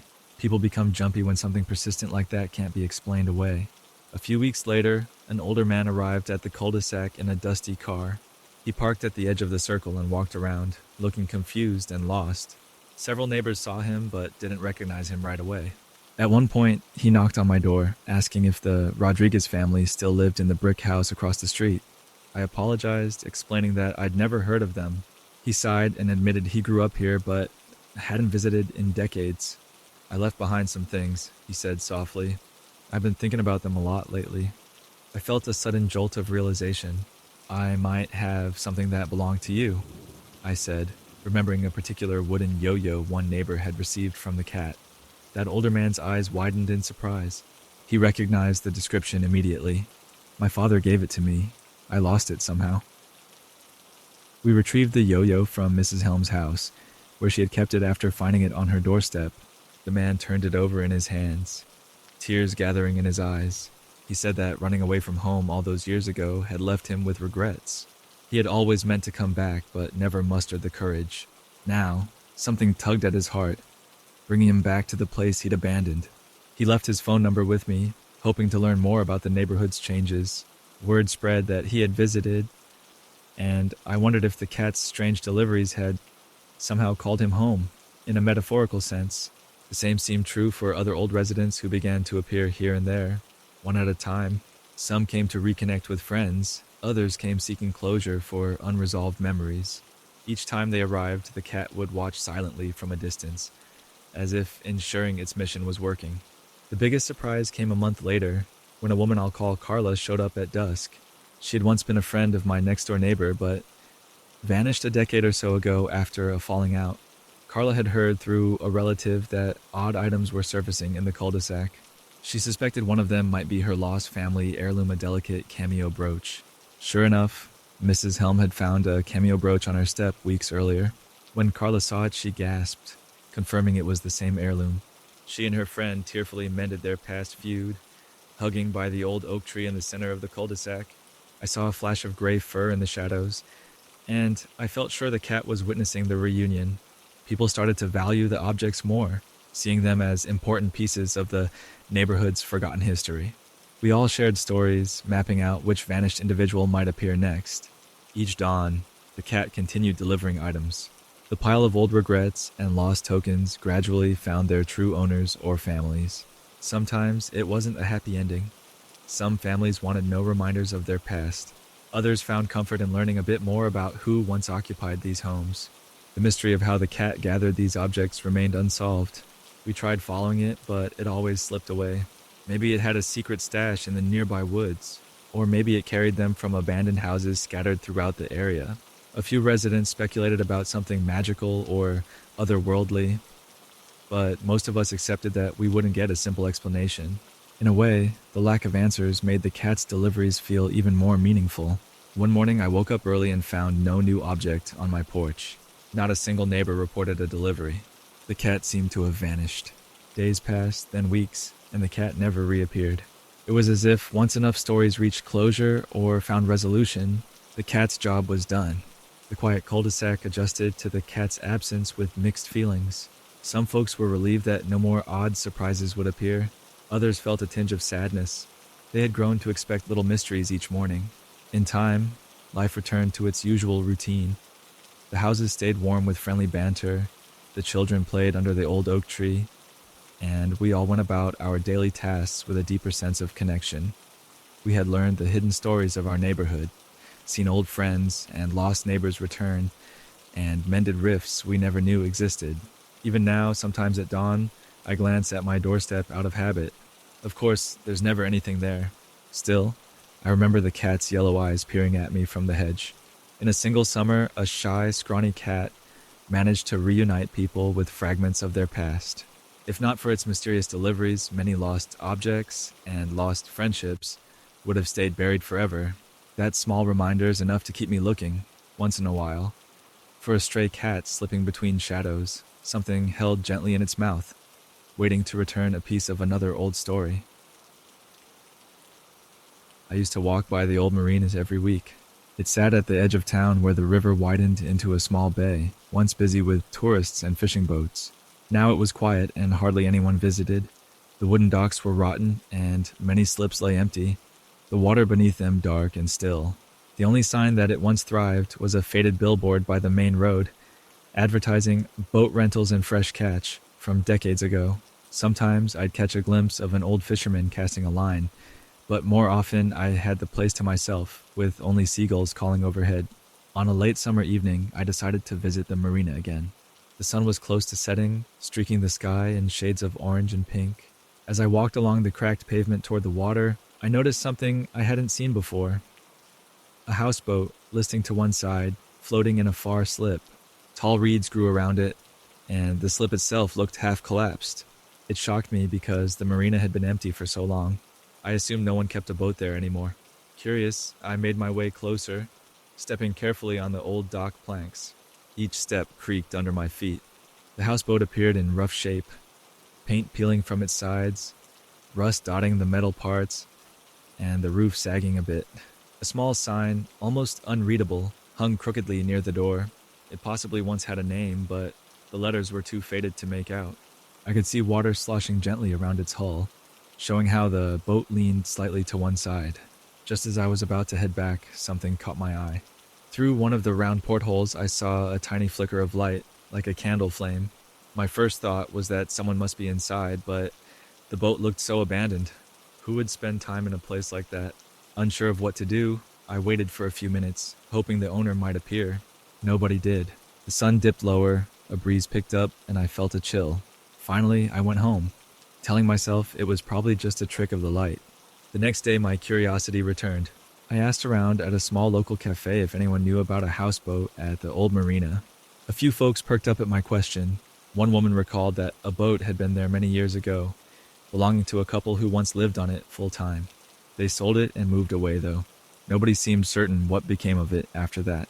Another man said he'd noticed a weak light on the boat some evenings while driving past. He guessed it might be a vagrant or a drifter squatting there. Not satisfied with rumors, I visited the county office to see if they had any record of the boat. An official behind the desk raised an eyebrow at me, then tapped on her computer. Indeed, there was a sale record for a houseboat in that marina from about 10 years prior. It was marked as transferred no active registration. She couldn't give me the new owner's name because data was missing. I left more puzzled than before, wondering how a sold boat ended up rotting in an abandoned slip. Later that week, I returned at sunset. The changing colors of the sky gave the marina an almost haunting beauty. The water was like glass, reflecting the band of orange where the sun dipped. I saw the same slight glow through the houseboat's porthole. Trying to steady my nerves, I walked along the narrow dock until I reached the slip's edge. The boards wobbled under each step. My heart thudded, half expecting someone to jump out at me, but it stayed silent. "Hello?" I called softly. No answer. I repeated it louder, but only the soft lap of water replied. I considered stepping onto the boat, but the gap between the dock and the deck looked tricky. Part of the boat's mooring line was frayed, and I worried the boat might shift under my weight. Instead, I gently knocked on the hull with one hand. A dull thud echoed inside. No voice came. Just as I was about to turn away, the faint light inside moved, like someone carrying a candle across the cabin. My breath caught in my chest. I knocked again, calling out a second time, but the light vanished. Nervous, I retreated. A fish jumped nearby, splashing water, which startled me even more than I already was. I took that as my cue to leave, deciding maybe I was intruding on something best left alone. Over the next few days, I couldn't stop thinking about that flicker of light. I asked an old fisherman who frequented the area if he had any insight. He gave me a thoughtful look. "Houseboat? Haven't seen anyone get on or off it," he muttered. "But sometimes I notice that candle too. Strange, huh?" He shrugged as if it weren't too alarming. Folks who spent years by the water often accepted odd sights with calm, but my mind kept spinning with explanations. Finally, I decided to gather more concrete information. One afternoon, I arrived while the sun was still high. I brought a small notebook, a flashlight, and a bottle of water, planning to look around the docks in daylight. From a distance, the houseboat looked even sadder. The deck had cracked boards, the windows streaked with grime. Seaweed clung to the rudder in thick strands, and the boat's left side sat lower than the right, suggesting a leak. If someone was living there, they weren't doing much upkeep. I found a pile of mail in a rusted mailbox nailed to a post at the slip's entrance. All the envelopes were old and water damaged, addressed to someone named Jonas R. The postmarks were from over a decade ago. My guess was that Jonas might have been either the original owner or a caretaker who vanished. No new mail had arrived in years. Eager to uncover more, I carefully placed one foot onto the boat's deck, testing its stability. The houseboat swayed gently but stayed afloat. I stepped fully on, trying not to make too much noise. The deck boards groaned. I edged toward the door leading inside. It was partially open, letting out a musty smell. The odor reminded me of damp cloth and old wood left sealed for too long. Heart pounding, I leaned in and whispered, "Hello? Anyone here?" Silence, except for the faint squeak of the boat rocking. Summoning courage, I pushed the door open. Inside, the main cabin was dim, dusty, and cluttered with old fishing nets, empty crates, and a small lantern on a table. A thick layer of dust coated everything, yet near the lantern sat a fresh candle, half burned, still upright in its holder. The wax was soft, as if it had melted recently. I glanced around the cabin. An ancient radio lay in a corner. The single bunk had blankets that looked rumpled, possibly used. A threadbare rug covered part of the wooden floor, but no sign of a current resident, no footprints or fresh trash. It looked as though the place had been frozen in time. Still, that candle seemed used. Why would a candle melt if nobody was around? Suddenly, behind me, the door closed with a creak. I spun around, fear shooting through me. But there was no one there, just a breeze from outside. My pulse hammered as I stepped to the window. The water fizzed gently against the hull. The slip outside remained empty, no footsteps on the dock. Moving cautiously, I checked a small cabinet near the bunk. I found an old captain's log, its cover swollen from moisture. My hands trembled as I opened it and read, "June 5th sold the boat today, leaving tomorrow. Strange to think this will no longer be mine. If only I could." The ink on the next line was smeared. The log's final pages lacked any dates, just scattered thoughts. Keep seeing the candle in dreams. Water seeps in more each day. I must lock up or the memories will never rest. The scrawl ended abruptly. My mind raced at the implication. If it had truly been sold, who had it last? And what was the mention of a candle in dreams? I traced a finger over the cabin's dusty table. I pictured the former owner sitting here on lonely nights, rocking gently with the tide, lighting that same candle for comfort. The sense of a lingering presence built in my mind, like a weight pressing on my shoulders. It was as if the houseboat itself wanted to keep some memory alive. Candle after candle, year after year. I stepped outside, craving fresh air. The deck rattled under my shoes. In the bright daylight, the entire place looked pitiful rather than menacing. I resolved to come back at sunset once more. Maybe I could see who lit that candle. I left everything as I found it, carefully shutting the door. That evening at dusk, I perched near a cluster of old crates by the dock. The sky turned a deep gold, and the clouds glowed like embers. I waited, occasionally glancing at my phone for the time. The marina was silent except for a gentle breeze. Slowly, the sun dipped behind distant trees, painting the water purple.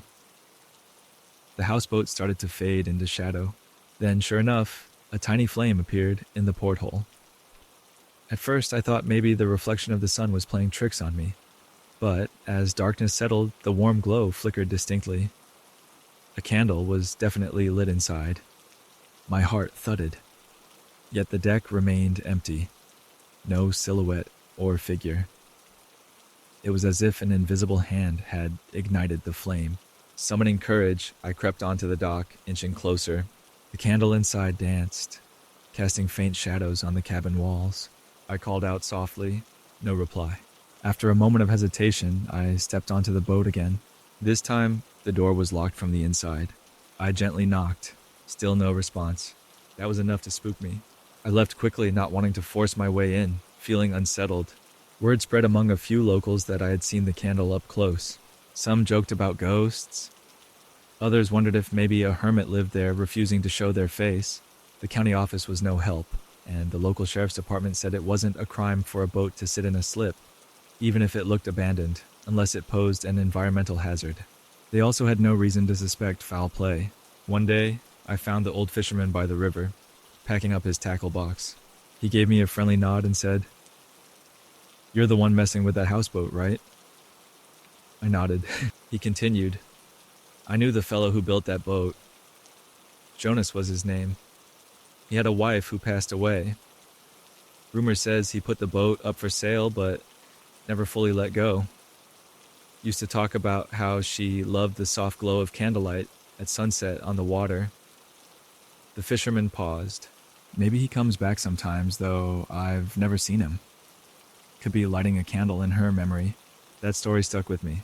It made sense that grief might tie someone to a place like that, but it didn't explain the boat's log or the fact that it was supposedly no longer owned by him. Another thought crept in. Perhaps Jonas never truly left. Maybe he returned quietly, lighting a candle for his wife. Or maybe the boat itself was stuck in some loop of mourning, replaying the gesture each evening. The candle could be a symbol of love or loss. Against my better judgment, I visited one final time. The marina was bathed in silver moonlight. Everything looked still. I brought a lantern with me, determined to see if the boat was truly empty. When I arrived at the slip, I saw the candles glow in the porthole as expected. The boat rocked gently. I whispered, "Jonas, if you're here, I mean no harm." My voice seemed to vanish into the night air. This time the door wasn't locked. Carefully, I stepped inside the cabin with my lantern raised.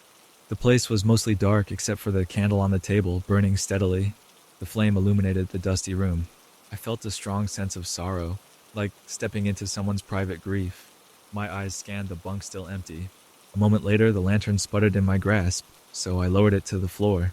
When I looked up again, I nearly jumped. A faint outline of a figure stood by the table just for an instant. It felt like a memory more than a living person, an impression left behind. It faded so quickly I questioned my own sight. The candle began to flicker wildly then, as if a breeze blew through the boat, but I felt no wind. My heart hammered. I reached out to steady the candle. In those seconds, I sensed a presence, warm but very sad. It was as if the boat itself sighed. I realized I was trespassing in a private vigil. Shaken, I backed out and set the candle gently on the table. The moment I stepped onto the deck, I heard a soft click behind me. Turning around, I saw the door was closed again. The candle still glowed through the dusty window for a few more seconds. Then, with a final flicker, it went out.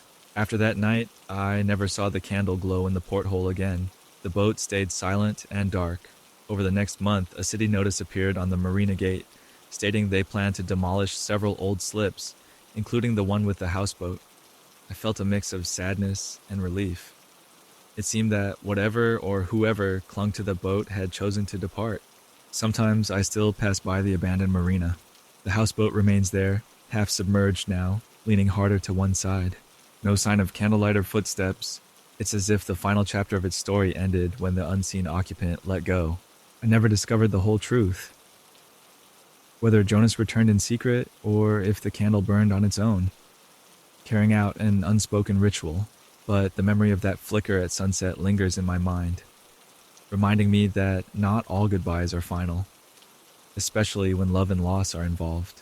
Maybe the boat was a vessel for someone's longing, shining a light across cold water each evening, until the day it no longer needed to. I like to think that, in those last moments, whoever lit the candle found a moment of peace. And if anyone drives past the marina at just the right twilight hour, they might still catch a glimpse of something glowing in the old porthole, a faint echo of the love that built and cherished that little houseboat once upon a time. Late one evening, I walked past the old Maplewood Community Center on my way home from work. The streetlights were dim, and the wind carried a slight chill. In the quiet of the night, I heard a strange sound. Faint piano notes drifting from inside the locked building. At first, I thought it might be my tired mind playing tricks, but the music continued, a soft, slightly off-key melody. It was unusual to hear a piano in that place after hours. The weekly events in the community center usually ended before dinner time, and the building should have been empty. I paused on the sidewalk, trying to listen more closely. The notes were gentle yet eerie, echoing in the stillness. I glanced at the windows, which were dark, and the door appeared locked. This short melody faded after a moment. Unsure of what to do, I continued walking home, my mind buzzing with questions. Who was playing the piano in the middle of the night? And how did they get in? That was the first sign that something odd was going on in the Maplewood Community Center. The very next morning, I bumped into one of the board members, Evelyn, at the local bakery. She looked tired, sipping her coffee while tapping her foot restlessly. After I said hello, she let out a heavy sigh. You wouldn't believe the calls we got last night, she muttered. People said they heard piano music coming from the community center, but that center was locked at 7. We double checked. My eyes widened as I realized I wasn't the only one who had heard it. A handful of neighbors must have noticed as well. I explained I too heard something similar, right around 9 at night. Evelyn frowned and shook her head. The old upright piano is on the auditorium stage. It's been out of tune for years. The board planned on selling or repairing it, but we never got around to it. Her words confirmed the piano was indeed locked away, and nobody was supposed to be in there after dark. She worried maybe someone had broken in, so she planned to meet with the other board members later. I was curious enough to offer my help. She smiled gratefully.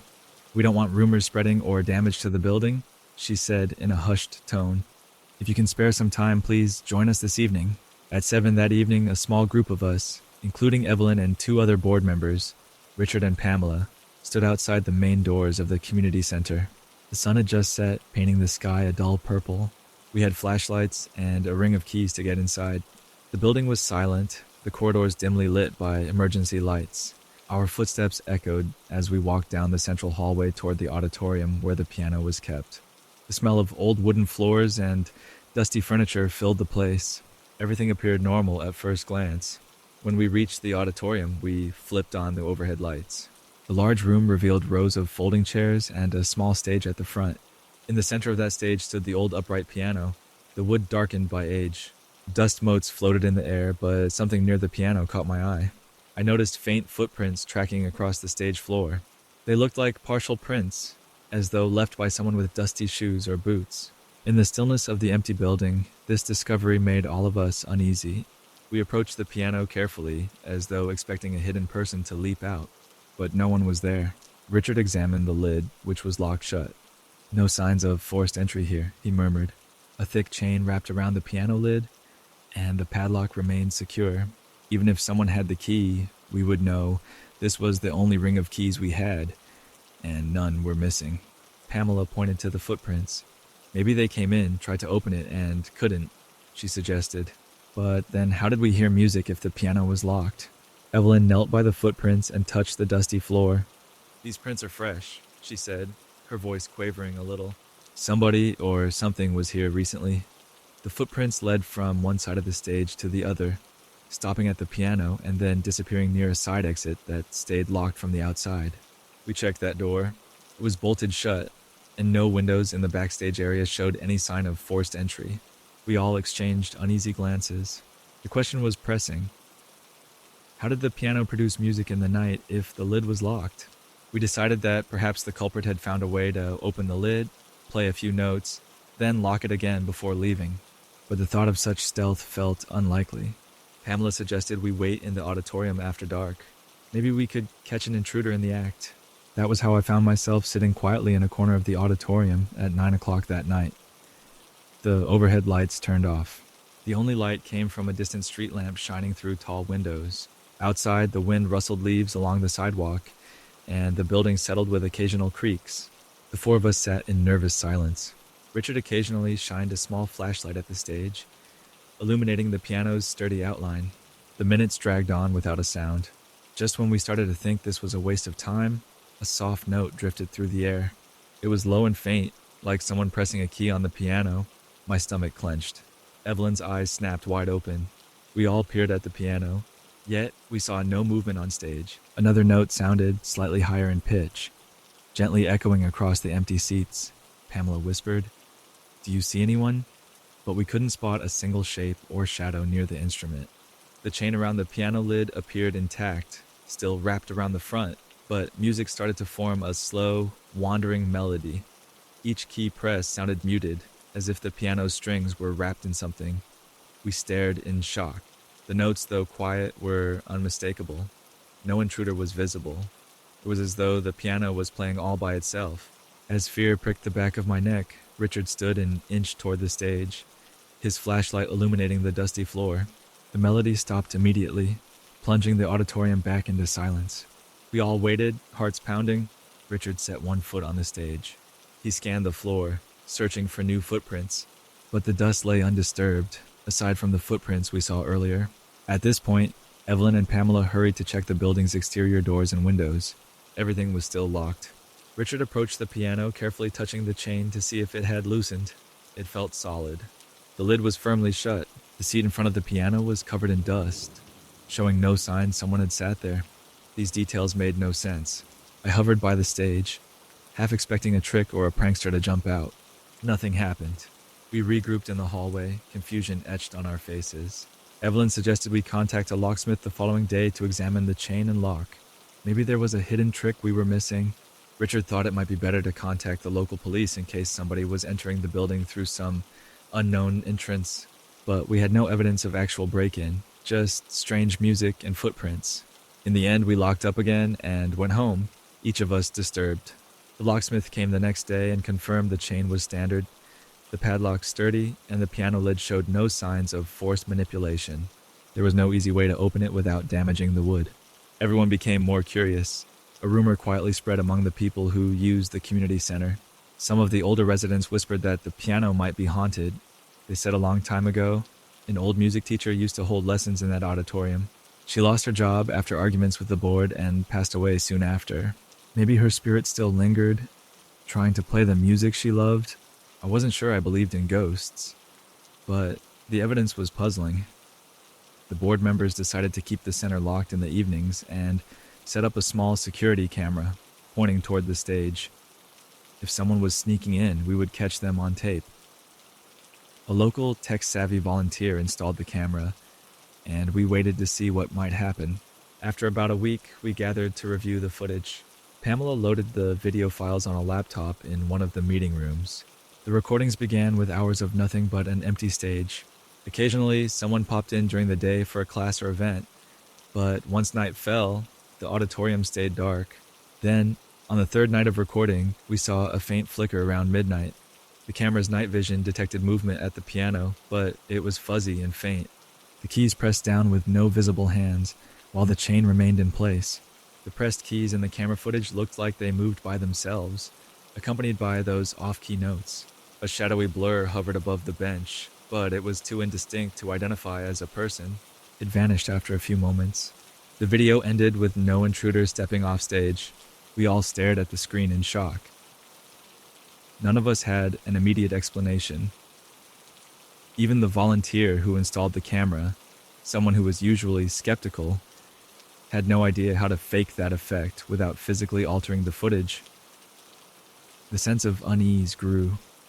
If there was no human culprit, what were we dealing with? Word traveled fast through Maplewood. Some people got excited about a haunted piano, while others didn't believe it at all. A local newspaper even ran a short piece about the strange sightings.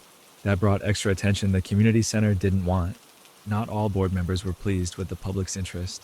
They worried folks would try to break in at night, hoping to witness the phenomenon. Despite the tension, something surprising happened. The once unappreciated piano began to attract new volunteers who offered to help restore it. Some believed that giving the instrument proper care might calm whatever spirit or presence lingered. A local piano tuner, Mr. Franklin, stepped forward to see if he could fix the old strings and remove the chain. The board gave cautious approval, as there seemed no harm in having the piano tuned up. Maybe, they reasoned, the musical sounds were simply the instrument's old parts creaking in temperature changes. Mr. Franklin insisted that would not create distinct melodies, but he volunteered anyway. On a crisp morning, Mr. Franklin arrived with his tuning tools. Evelyn, Richard, and I stood by watching nervously. The chain was unlocked, and the piano lid lifted for the first time in ages. Inside, the strings looked dusty and rusted. A mild odor of mildew rose from the cloth parts. Mr. Franklin tapped keys softly, producing dull, clunky notes. The interior truly was in poor shape. "That's strange," he said. "This piano shouldn't be making any decent music, let alone a whole melody. Hear that?" He played a few scales that sounded badly out of tune. Then, how did we hear something that sounded coherent at night? Slowly, He replaced some felts, tightened screws, and adjusted pins. The notes began to sound more normal. After a few hours, the piano was mostly tuned. We realized it produced a warm, pleasant tone when played properly. Yet in the back of my mind, I kept recalling the ghostly melodies that echoed without anyone present. That evening, Mr. Franklin asked if he could stay after hours, curious about the nighttime music. We set up chairs in the auditorium, deciding on another quiet watch. The building was locked and empty. The lights were dim. Around 10, we heard a single soft note from the stage. Mr. Franklin jumped to his feet, disbelief in his eyes. Another note followed, then another, forming a gentle tune, just like before. The chain was off now, so we could see the keys moving. However, no person sat at the bench. It was the most unsettling sight I had ever witnessed. Mr. Franklin approached slowly. The melody kept playing, each note pressed by an invisible force. He lifted a hand to the keys, almost as if to interrupt. The moment his fingertips touched the piano, the music stopped. He exhaled sharply, then tried playing a chord. A normal chord rang out, tuned and clear. There was no sign of a phantom presence. He stepped back, confused. Over the next few nights, the same pattern occurred. The piano would play a few bars of music, usually a wistful tune, then go silent once anyone got too close. Several times we searched the entire stage area while the music played, only to find nothing. Pamela insisted we look at the footprints again. Strangely, every morning, dusty footprints appeared around the piano, though we had wiped the stage clean each night. The footprints seemed to circle the bench, as though someone paced or danced there. Desperate for explanations, Evelyn researched the community center's records and found references to a music teacher, Miss Avery, who taught free piano lessons decades ago. She was beloved by many students, but documents indicated she lost her position because of budget cuts. Some stories said her final concert ended in heartbreak when the board refused to fund more arts programs. Shortly after, she died from a serious illness. One rumor was that she vowed never to abandon the piano. Could this local legend be coming true? The board members, moved by the story, decided to hold a small memorial performance in the auditorium, honoring Miss Avery's contributions. They invited local musicians, old students who remembered her, and past staff members who wanted the music classes to return. On the night of the performance, we placed fresh flowers on top of the piano and left the bench open. We set out programs explaining Miss Avery's history and how important she was to the community's music appreciation. The event attracted a modest crowd. People shared anecdotes of how Miss Avery had taught them the basics of piano, sometimes with little spiral notebooks and encouraging notes.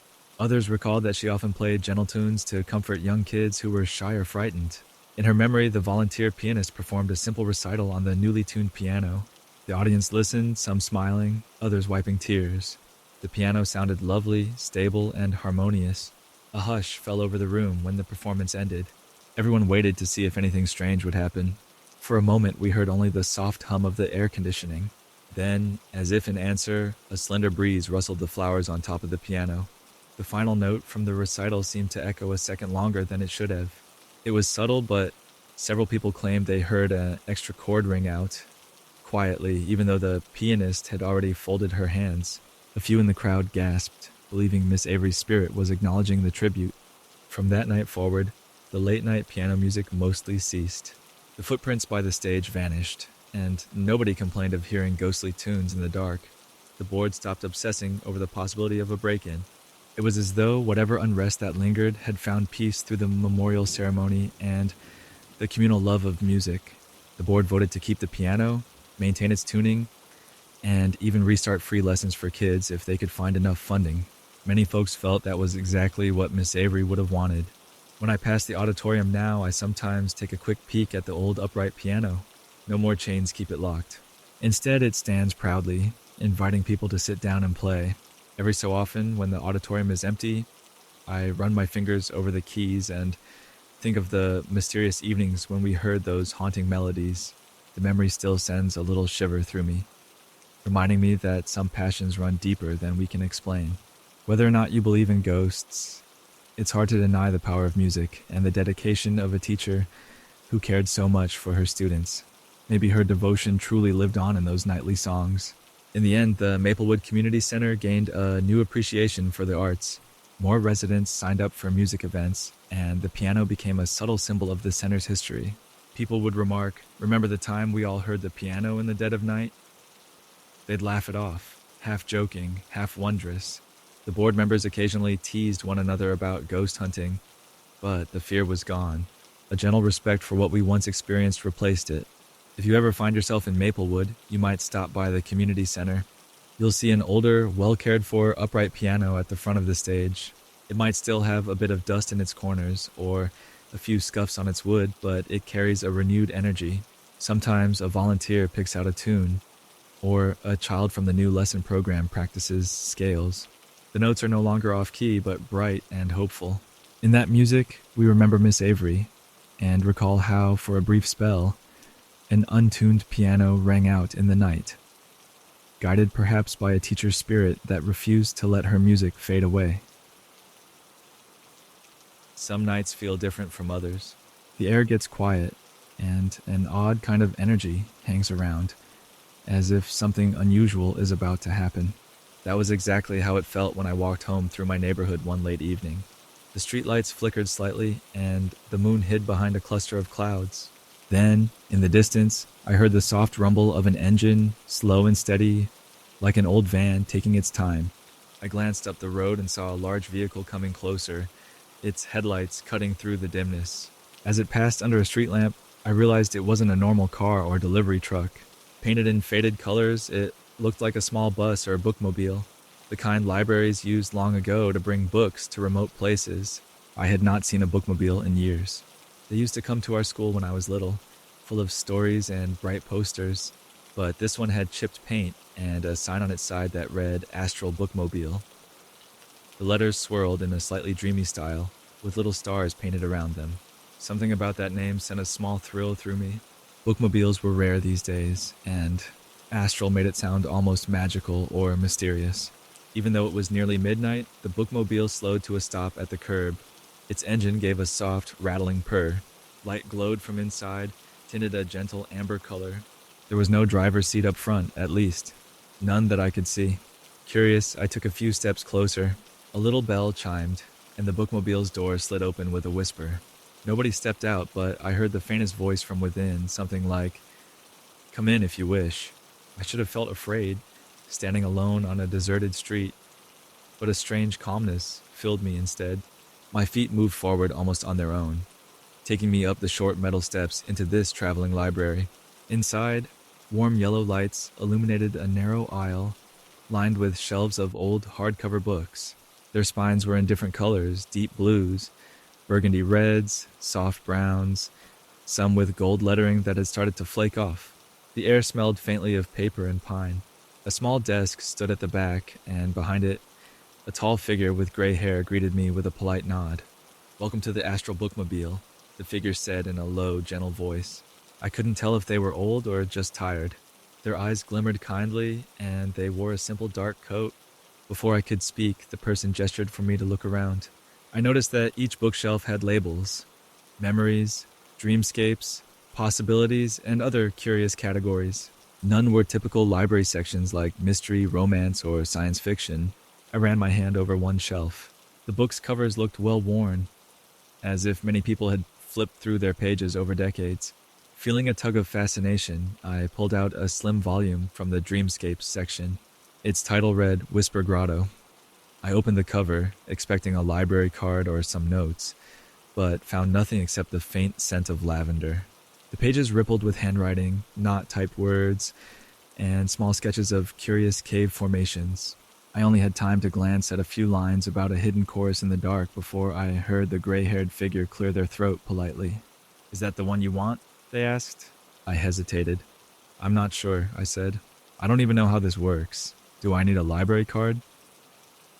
Most official libraries require that, but the figure shook their head.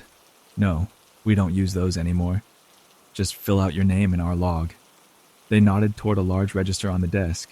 I stepped forward and signed my name in an almost blank column. Above it, in swirling ink, was the date: final route, 12 a.m. A slight chill passed over me. "What do you mean by final route?" I asked, handing the pen back. The figure gave a soft smile. "This bookmobile has traveled for many years, bringing stories to people who need them. Tonight, we run our last route through these distant neighborhoods. Take a book if you like. Return it or keep it if it helps you.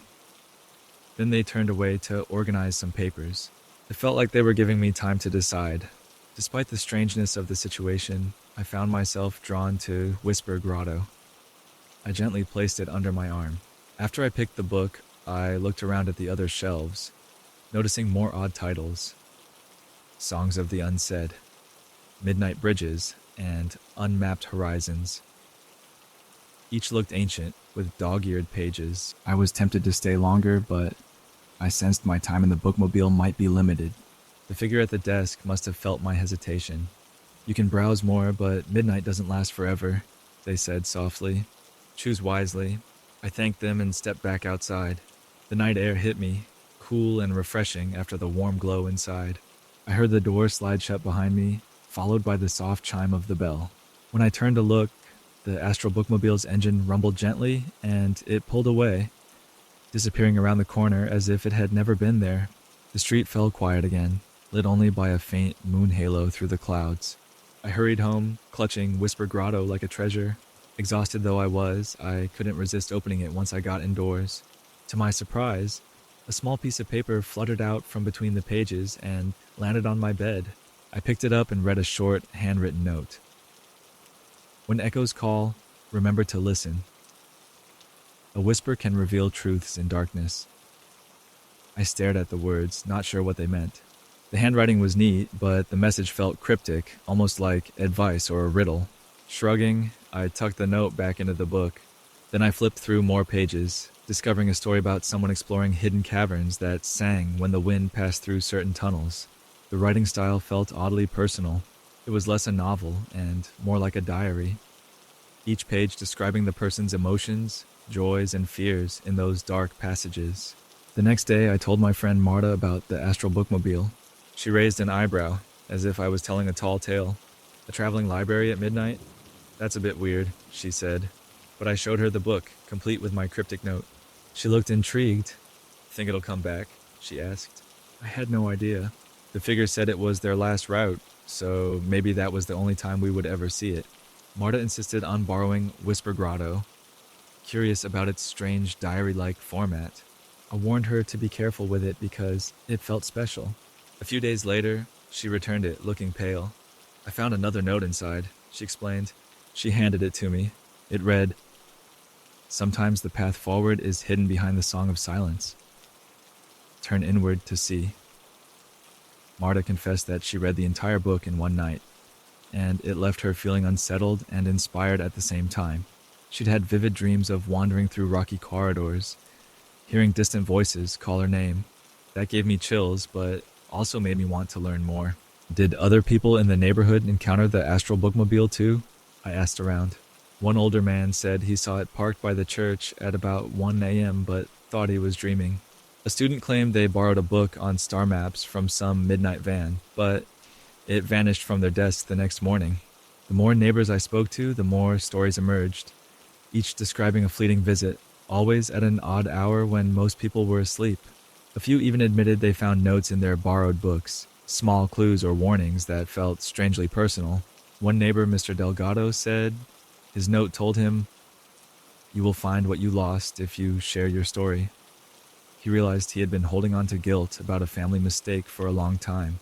After reading that note, he called his sister, whom he hadn't spoken to in years. They reconciled, and soon after, he found an old journal he thought was gone forever. He credited the Astral Bookmobile for nudging him toward forgiveness.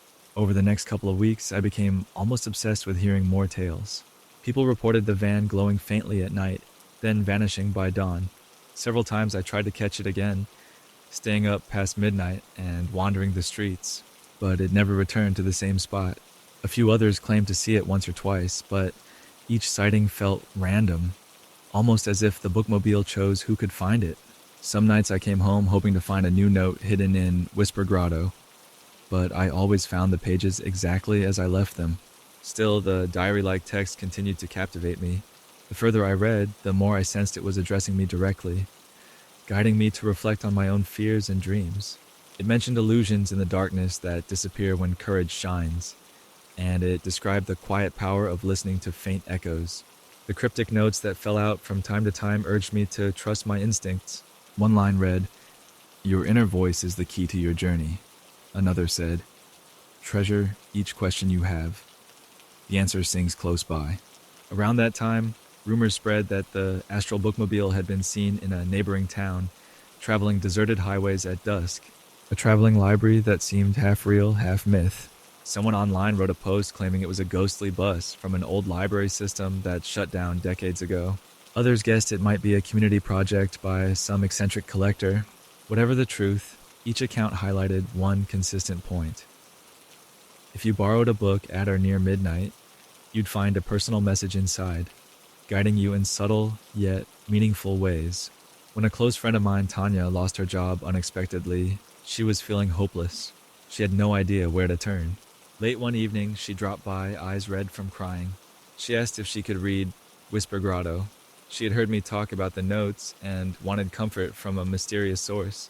I handed it to her gently, hoping it would help. The next day, Tanya texted me in excitement. A new slip of paper had appeared in the book, reading, "Doors closed so others can open.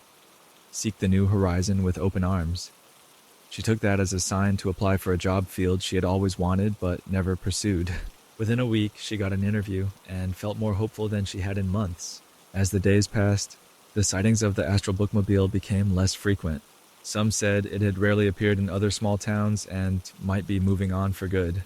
Occasionally, we heard that soft engine hum late at night, but if we ran outside, it was gone, leaving only a faint glimmer on the empty street. I realized I might never set foot into that magical van again.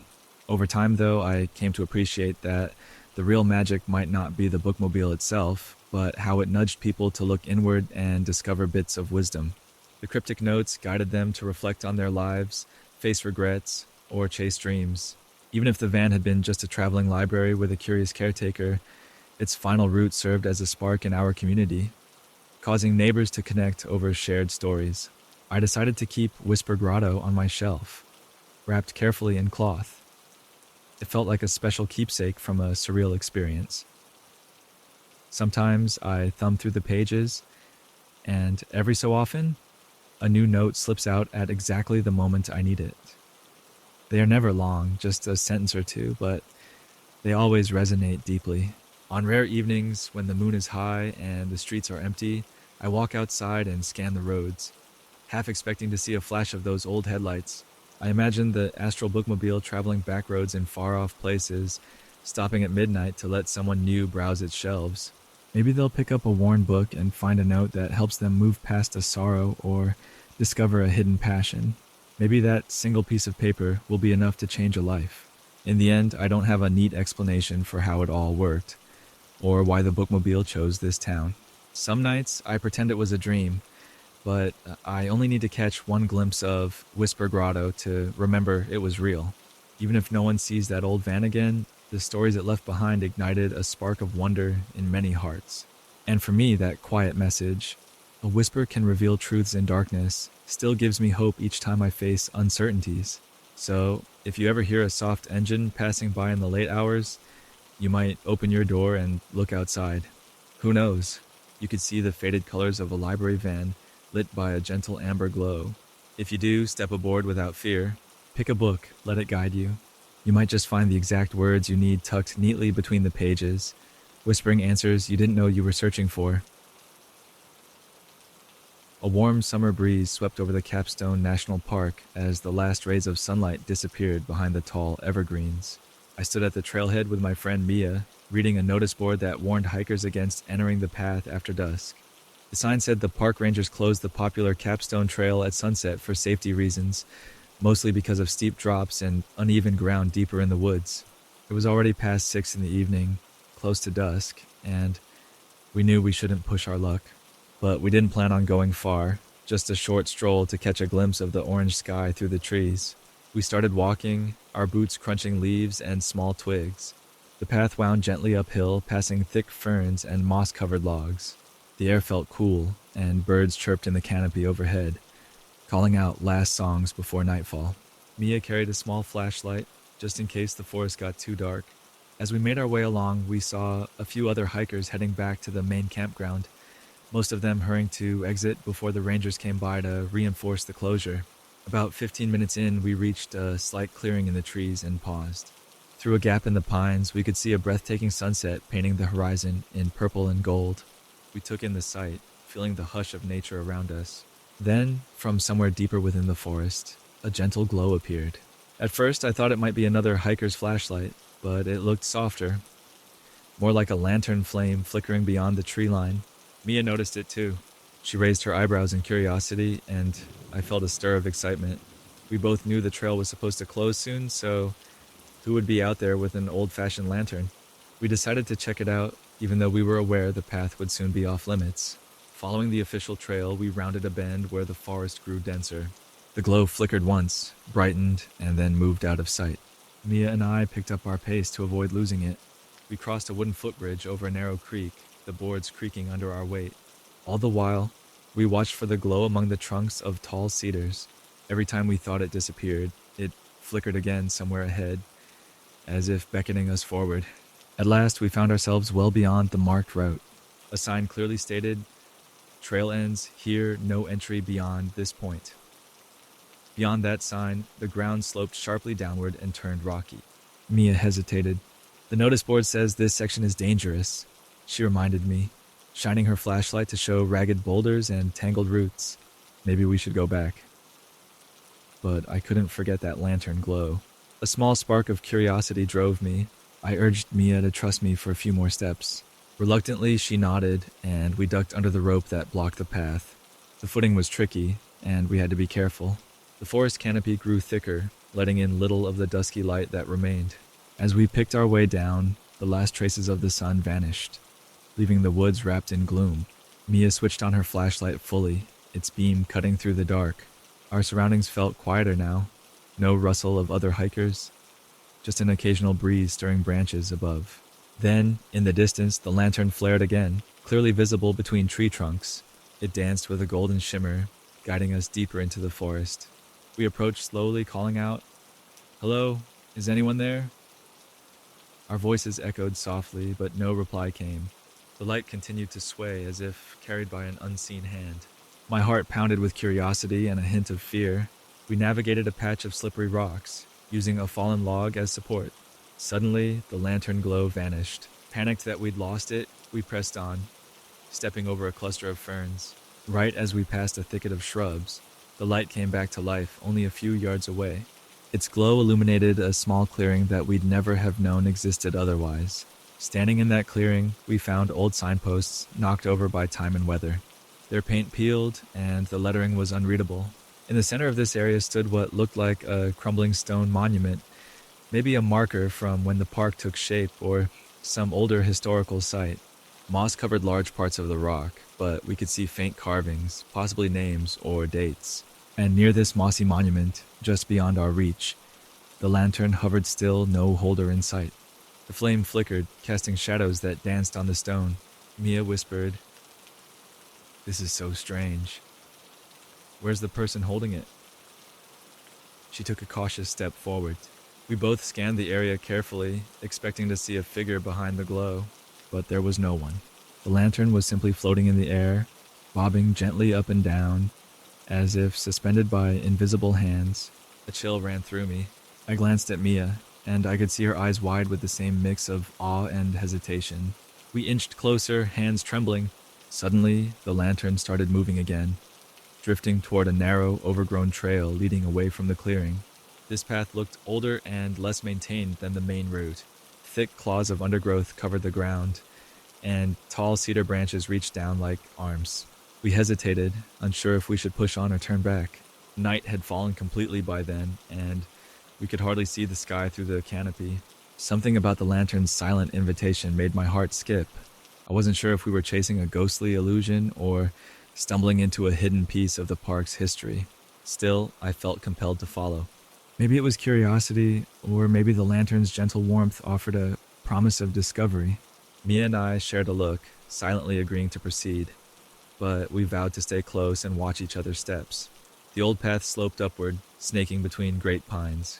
Every so often, the lantern drifted out of sight behind a trunk or boulder, only to reappear a moment later, as if waiting for us to catch up.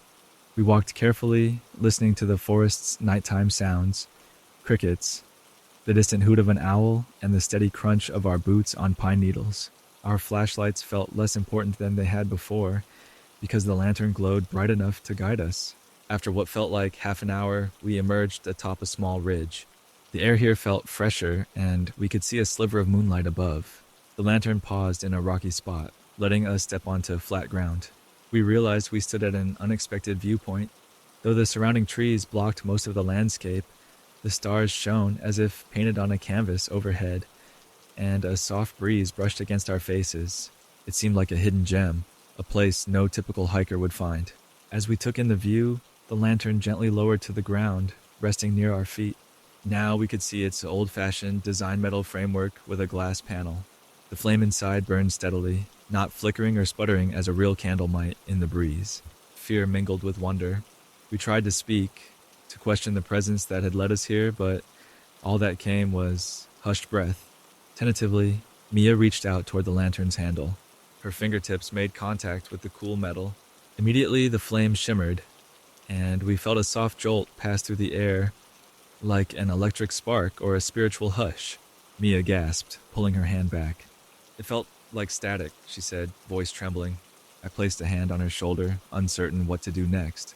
Then, without warning, the lantern's flame dimmed and went out, bathing us in darkness. Panicking, I turned on my flashlight. During that brief moment of blackness, it felt as if the entire forest took a breath. Everything went silent. No insect sounds or rustling leaves. When my flashlight beam shone on the lantern again, it just looked like an empty relic. The metal glinted under the light, but there was no sign of the strange glow that had guided us. We stayed still for a moment, letting our eyes adjust. A faint, sigh-like breeze slipped across the ridge. Mia exhaled shakily, and I realized how tense my shoulders had become. There in the hush of the night, we asked ourselves if we had followed a phantom or a trick of the moonlight. Yet we both knew it was real. The memory of that bright flame carried too much weight to be a simple illusion. Unsure of what else to do, we decided to head back. The question was, how? The path behind us was steep, unmarked, and we had traveled it in the dim glow of the lantern. Now we had to rely on our flashlights alone, mindful of every stone and root. My compass provided some guidance, at least letting us move generally downhill. We stumbled over loose gravel and slipped on damp leaves, nerves on edge. Mia muttered about hearing branches snap behind us, as if something trailed in the shadows. Eventually, we found the clearing with the stone monument again. The lantern was no longer there, nor was it floating anywhere in sight. Instead, we saw the old signposts in the faint beam of our flashlights, silent testimony that others once visited. We picked our way around the collapsed markers, heading toward the direction we believed would lead back to the main trail. This time, no soft glow guided us. We were alone but determined to return. It took us another hour, maybe more, to navigate back to the official path. We recognized the rope barrier, partially illuminated by the moon that had climbed higher in the sky. Beyond it, we saw the wooden footbridge we had crossed earlier. Relief flooded us. We hurried across, stepping onto the well-packed soil of the main trail. Our hearts still pounded, but at least the danger of getting lost was over. Close to midnight, we finally reached the campground area near the main entrance. 2 park rangers stood there with concerned expressions, shining flashlights into the darkness. They must have been looking for late stragglers. When they saw us, they rushed over, scolding us for being on the trail after closing hours. Mia and I glanced at each other, unsure of how much to explain. We stammered an apology, saying we lost track of time. The rangers, annoyed but relieved, escorted us back to the ranger station for a brief talk about safety. One ranger, a weathered man with a kind voice, asked if we had seen anything unusual. I hesitated, not sure if I should describe the mysterious lantern. However, the intensity in his gaze suggested he might know something. Carefully, I said, "We saw a light, like a lantern, leading us off the trail. It was strange." The ranger sighed heavily. "People have reported that for years," he admitted. "Some old legend or phenomenon. Every so often, campers claim a lantern guides them away from the marked paths. A few twisted ankles and close calls later, the park started strict closure times. We haven't pinned down what's really out there." Mia looked stunned. She asked if it was a hoax. The ranger shrugged. Maybe. Some say it belonged to a long ago scout leader who went missing, still trying to guide hikers home. Others think it's just random trickery of lights in the forest, but many folks have ended up lost following it. The other ranger nodded. We'd prefer nobody chase after weird glows in the dark. Our main goal is to keep everyone safe. They let us go with a stern warning. Mia and I returned to our tent, still shaken and full of curiosity. Once we zipped the tent flap, we whispered about the lantern for half the night, trying to rationalize what we had seen. The old stone monument, the footprints we left on that hidden path, and the moment the flame dimmed in Mia's hand all felt too real to dismiss. In the days that followed, I found a few references online to the Lantern of Capstone Trail, mostly blog posts from adventurous hikers or a local thread about paranormal sightings. The stories varied, but a common theme was that the lantern appeared to lead people astray, either out of mischief or for reasons unknown. Some claimed it helped them discover secret beauty spots, while others reported near disaster from following it too far. Mia and I never found a solid explanation. We felt neither malicious intent nor a sense of rescue from the lantern-only mystery. It lured us into an overgrown clearing and up a ridge with a lovely view, then vanished. Maybe it wanted to show us something, that hidden vantage point or an echo of the forest past. Maybe it was simply a remnant of someone's story, stuck between reality and legend. Sometimes I remember that quiet moment on the ridge, with the cool breeze and the enormous sky overhead. The lantern sat at our feet like a silent companion, guiding us for no clear reason. I still look back on that night with a mix of wonder and caution. The park is beautiful, but also full of secrets that official maps don't show. Every time I see a flicker of light in the distance on a twilight hike, my heart jumps, wondering if I'll see that old lantern again. Mia and I agreed never to forget the lesson. Curiosity can lead us to amazing discoveries, but it can also lead us into danger if we ignore warnings. We still love exploring nature, but we keep track of the time, watch the sky for clues, and respect the path closures more than we did before. And if we ever do see that bobbing glow again, we'll remember to weigh our thirst for adventure against our need for safety. Yet a part of me thinks that if the lantern reappeared, I might not be able to resist following it all for the chance to glimpse another hidden secret shared only between the forest and the night.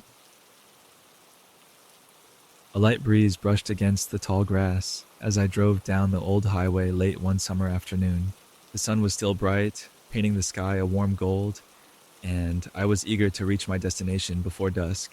I had heard rumors about an unusual place just off the main road, a quiet apple orchard filled with handmade wooden statues. Locals whispered strange stories. They said if you visited more than once, you might find those statues in new positions, as if they moved on their own during the night. At first, I laughed off the idea. Wooden statues do not just come to life. But curiosity tugged at me, and I decided to see this orchard for myself. I almost missed the turnoff. A small wooden sign, partly worn by the weather, read, Bloomfield Orchard, in faded letters. It pointed down a gravel lane that curved beyond the highway. I signaled, turned onto the lane, and felt my car bounce gently over the uneven stones. Rows of apple trees soon came into view, their branches lush with green leaves. A modest farmhouse stood at the far end of the property, painted white but in need of a fresh coat. In front of the orchard, I spotted a small dirt lot where a few visitors could park. I pulled in carefully, turned off the engine, and stepped outside. The air smelled of sweet apples and flowering weeds, fresh and inviting. Bees buzzed around, and I could hear birds singing somewhere among the trees. For a moment, everything seemed perfectly normal, but then I noticed it. Scattered throughout the orchard were wooden figures, each carved with incredible detail. Some looked like farmers wearing wide-brimmed hats, others like children playing games or women carrying baskets. Many wore subtle expressions on their wooden faces, some joyful, others thoughtful, one or two appearing a bit sad.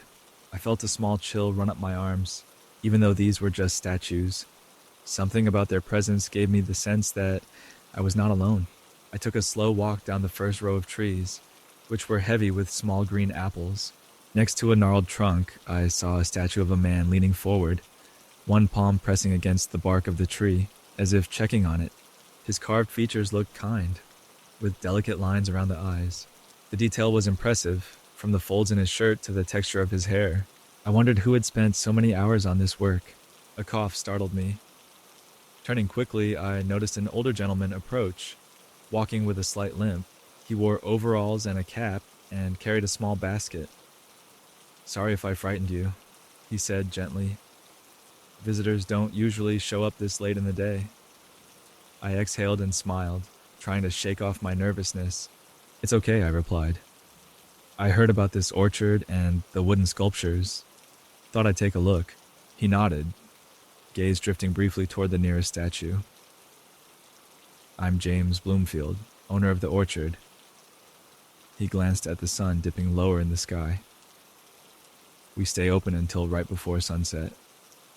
You're welcome to wander around so long as you watch your step. Some of these tree roots can trip you up."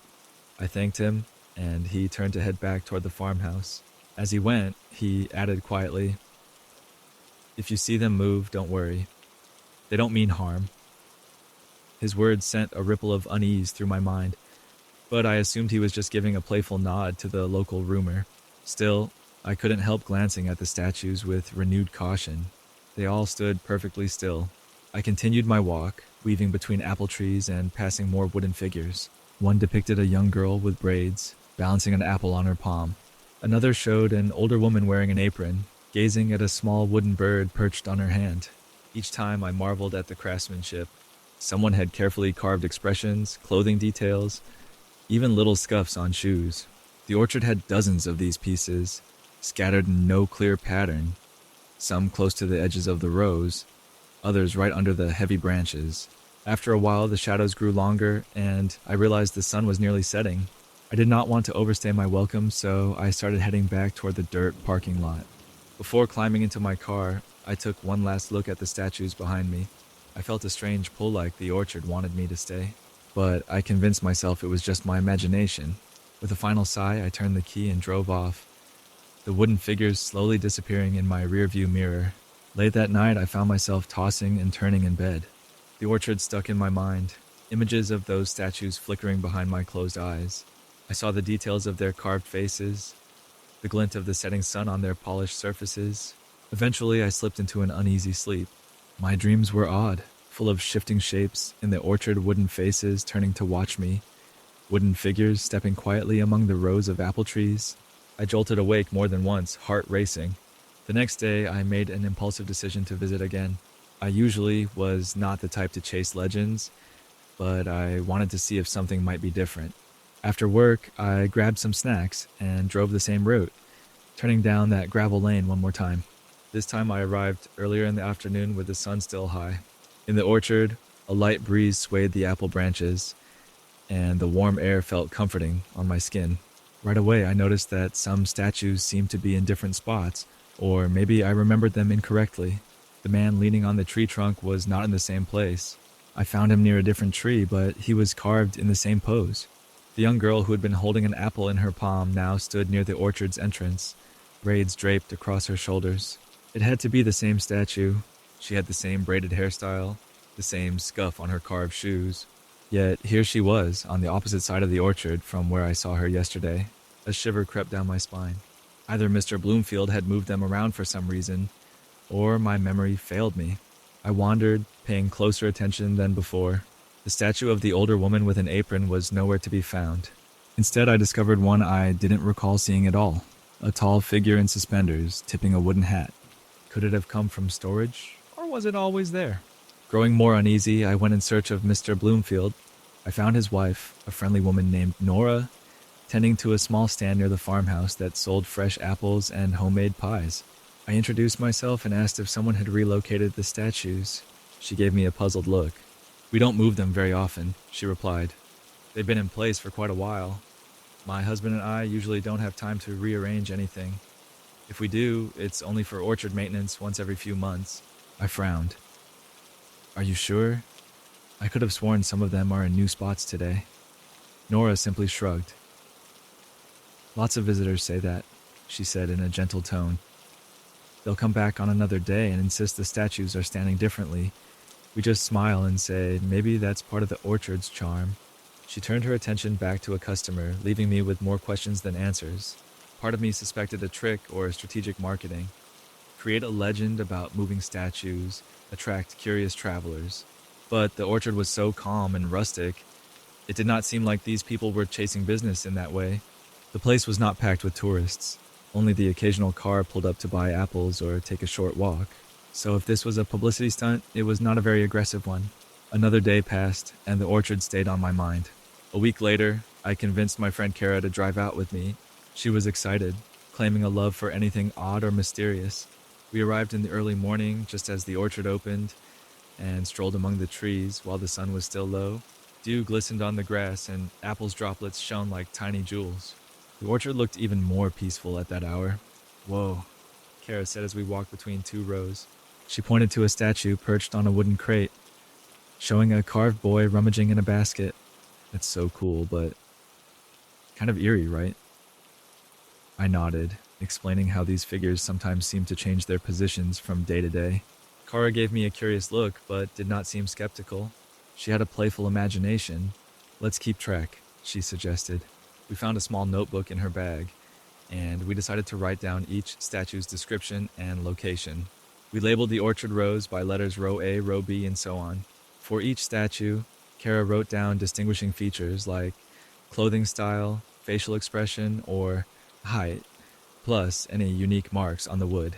We spent the whole morning exploring. We found about 36 statues in total. Some stood alone, others in small groups, as if sharing an invisible conversation. One group of 4 looked like they were seated on a carved bench, even though the bench was also made of wood, perhaps a more recent addition or an older piece that had aged with time. The orchard's calm surrounded us, birds singing overhead, the gentle rustle of leaves as a breeze passed. After a quick lunch, we left to run errands, then returned to the orchard around late afternoon.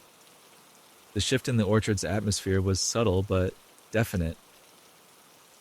More sunlight streamed in from a different angle, changing the shadows among the trees.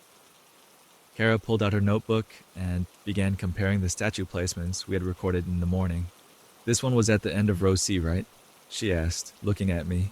I nodded. She tapped her notes.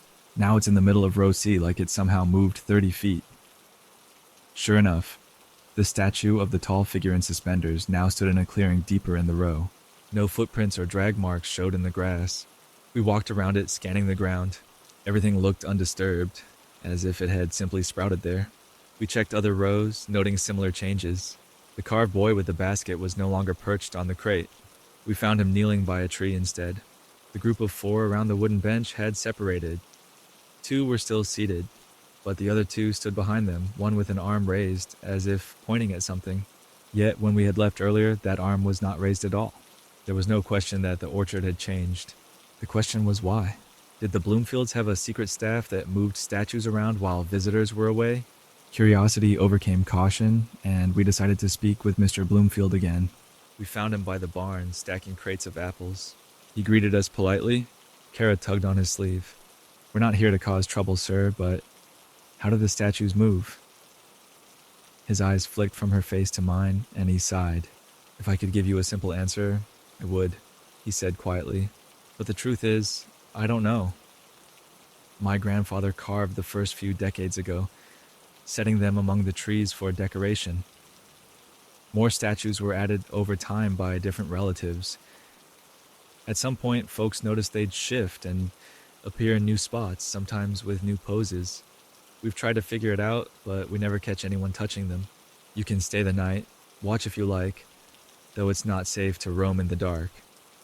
Or you can just accept that this orchard has its secrets. His tone held no hint of deception. It sounded like he had come to terms with something he could not explain.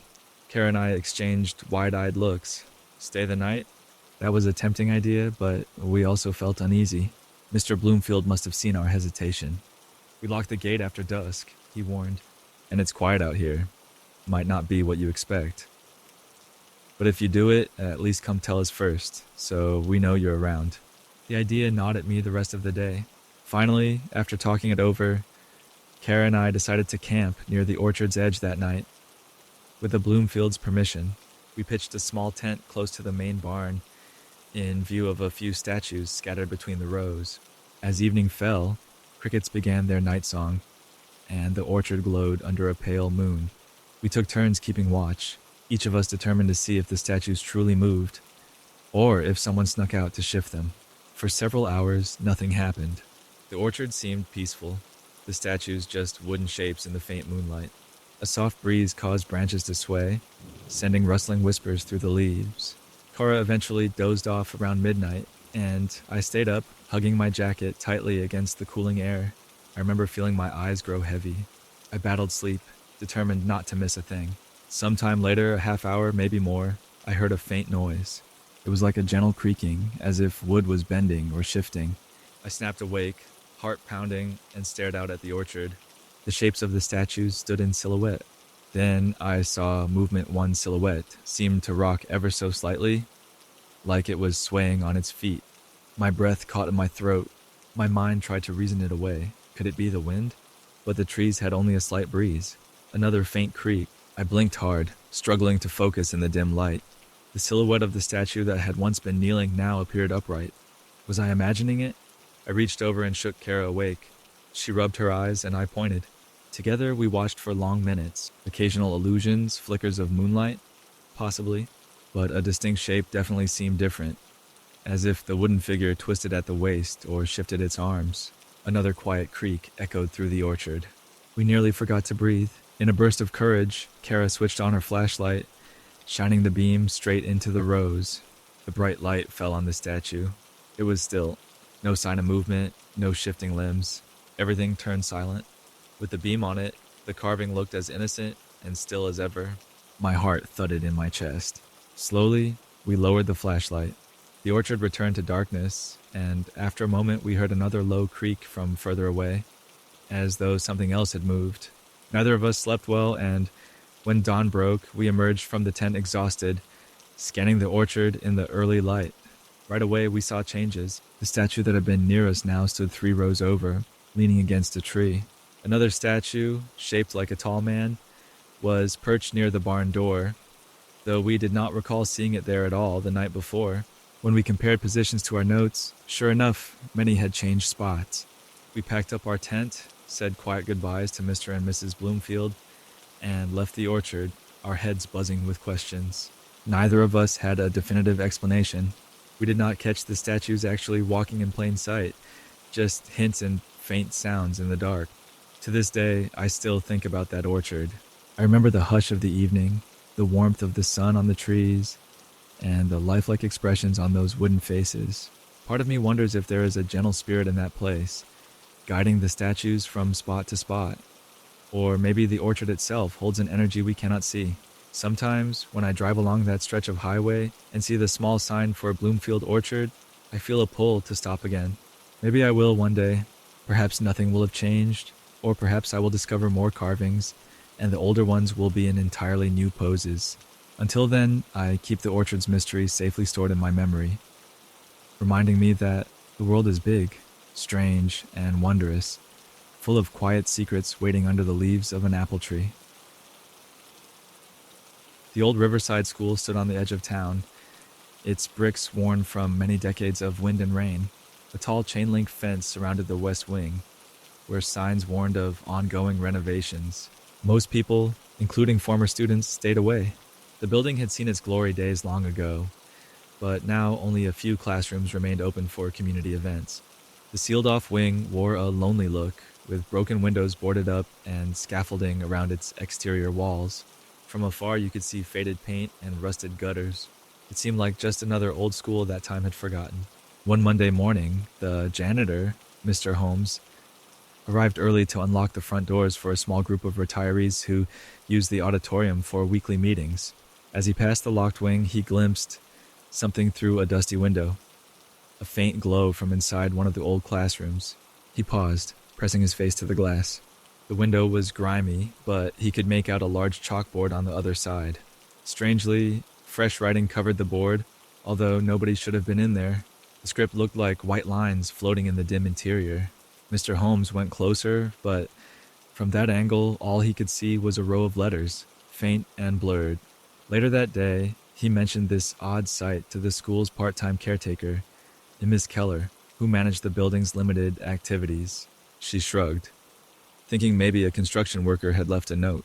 But the renovations in that wing hadn't started yet, since funding delays kept pushing the date. In fact, the area was sealed and padlocked, making it hard for anyone to get inside. Still, Mr. Holmes insisted he saw recent chalk writing. The next morning, out of curiosity, Ms. Keller joined Mr. Holmes to peek through the same window. Thin beams of early sunlight lit the abandoned classroom. There on the chalkboard was a set of neat cursive words: arithmetic quiz, add and subtract. The handwriting looked old-fashioned, the kind you might see in decades-old school books. Ms. Keller felt a chill. She remembered stories about Riverside School's proud history of excellent teachers, especially back in the 1960s. Now those days were long gone, and no teachers had any reason to write on boards in the sealed wing. They told a few staff members what they saw. Some joked that perhaps a bored teenager had snuck in to play a prank. Others shook their heads in disbelief. How would the intruder get past the heavy locks and boards? Plus, why write something as dull as an arithmetic lesson? By the end of the week, more chalk writings appeared, each time left overnight. One day it read, spelling words through thought though, and the next, reading assignment, pages 12 to 19. Always short, always in the same neat script. Word started spreading through town. A few retired teachers, curious about the rumor, stopped by to see if it was true. They pressed their faces to the dirty glass, only to gasp at the perfect cursive spelling out old lessons. Even stranger, the messages seemed like they belonged to a specific era, no mention of computers or modern references. Instead, tasks and words that matched decades-old textbooks. Ms. Keller decided to place a small camera on a tripod outside the window, aiming it through the glass. She hoped the camera would record if anyone snuck inside at night. The camera wasn't the best quality, but it had enough battery to last until morning. She lined it up carefully, left it running, and made sure the fence around that part of the building was securely locked. The next day, Ms. Keller and Mr. Holmes retrieved the camera. When they played back the footage, most of it showed only a dark room with faint moonlight. However, around midnight, the footage flickered strangely, and the outlines of desks and chairs seemed to shift in the shadows. It was difficult to see details, but no person appeared. Then, abruptly, the chalkboard seemed to lighten, as if someone had turned on a single lamp or flashlight near it. On the image, you could see the faint outline of a hand moving across the board, but it was hardly more than a hazy shape. Soon the board filled with new writing. Moments later, it returned to darkness. The camera recorded no footsteps or silhouettes leaving the area, just an empty classroom again. Chills ran through Ms. Keller. She showed the clip to the few staff who still worked at Riverside School. Some suggested the camera had malfunctioned, or light from the street had caused illusions in the glass. But the older teachers recognized the handwriting style like the penmanship taught many years ago, back when handwriting was a major focus in elementary schools. To them, this felt more than a simple prank. One evening, Ms. Keller remembered that an old teacher's lounge still stored boxes of records. She spent hours rummaging through dusty documents and yearbooks, searching for clues.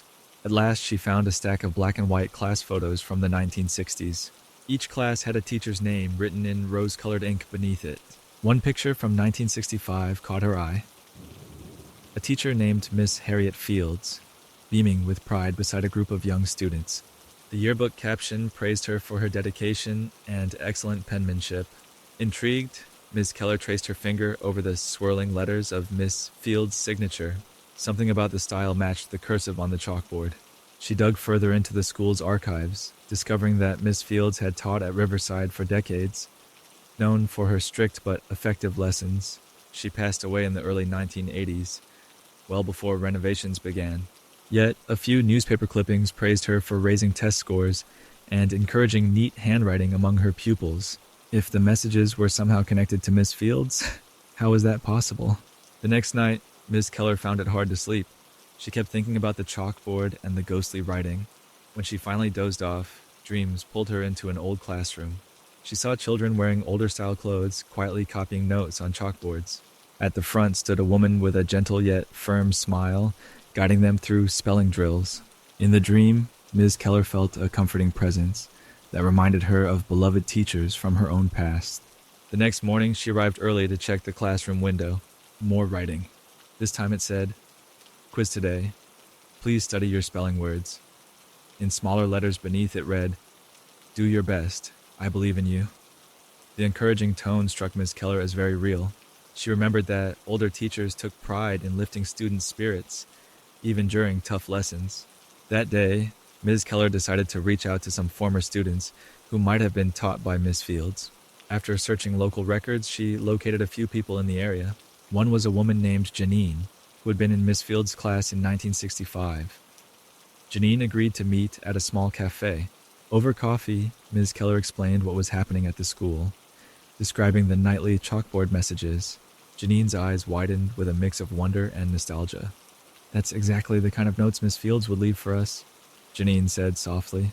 She believed in positive words, reminding each student that we had potential. Ms. Keller showed Janine a photo she had taken of the chalk message. Janine's voice caught.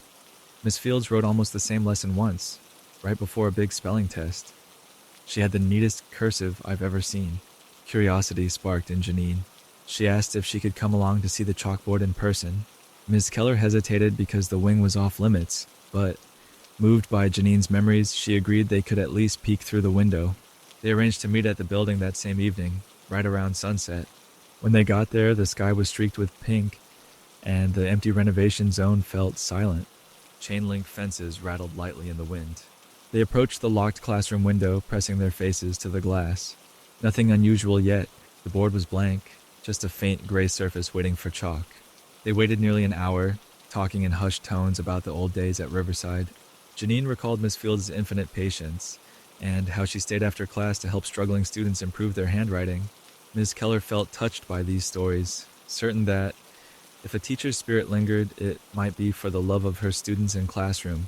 As darkness set in, Ms. Keller switched on a small flashlight, but kept it angled down so as not to reflect in the window. The corridor beyond remained dim. Suddenly, Janine gasped. In the gloom, pale letters started to blossom upon the board, as though an invisible hand guided the chalk. Line by line, words took shape.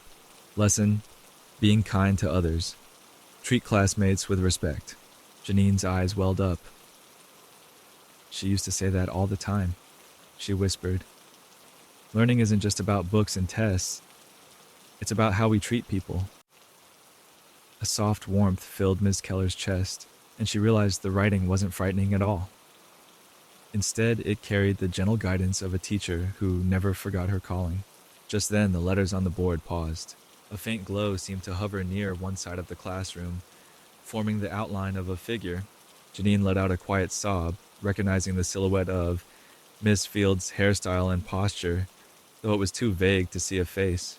The outline gave a slow nod, as if acknowledging their presence. Then, as quickly as it appeared, the glow faded away. For a long moment, neither Miss Keller nor Janine spoke. They felt awestruck. It became clear that Miss Fields, or some echo of her devotion, still etched lessons on that old chalkboard. Perhaps her spirit stayed behind to continue teaching, even after so many years. In a way, it was beautiful. The warnings or tasks every morning weren't meant to spook anyone. They carried the same care and discipline Miss Fields had shown her students long ago. The following day, Ms. Keller decided to share what she had discovered with the small group of staff members who still used the building. While some were skeptical, others found comfort in the idea that Miss Fields' spirit watched over the old classroom. There was talk of trying to unseal that wing sooner, so people could renovate the space and preserve the chalkboard as a tribute. When the school board heard the rumors, they worried it might scare people away or cause rumors of ghosts. But Ms. Keller stood up for Miss Fields' legacy, insisting that what was happening was not harmful. Instead, she proposed honoring the stories of Riverside School's past. She suggested they incorporate a corner in the renovated wing, displaying old photos of Miss Fields, some of her lesson plans, and a preserved section of the chalkboard if possible. Permits took time to approve, but eventually the restoration of that wing began. Workers came to reinforce walls and floors. The classroom with the mysterious chalkboard was carefully opened. To everyone's surprise, the board was filled with neat lines of writing when the workers first looked inside, as if it had been used earlier that same day. They found no signs of forced entry, no footprints in the dusty corners, just the chalk messages on the board. The lead contractor, though not superstitious, and admitted it made him feel he should treat the space with respect. As the renovations moved forward, changes happened daily in the old classroom. Walls were patched up, windows replaced.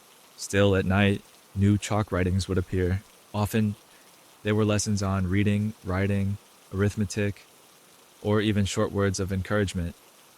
Don't forget, each of you can learn something new today. The workers, some of whom had children of their own, felt an odd sense of comfort seeing those messages. They started joking that Miss Fields was checking their grammar while they installed drywall and painted ceilings.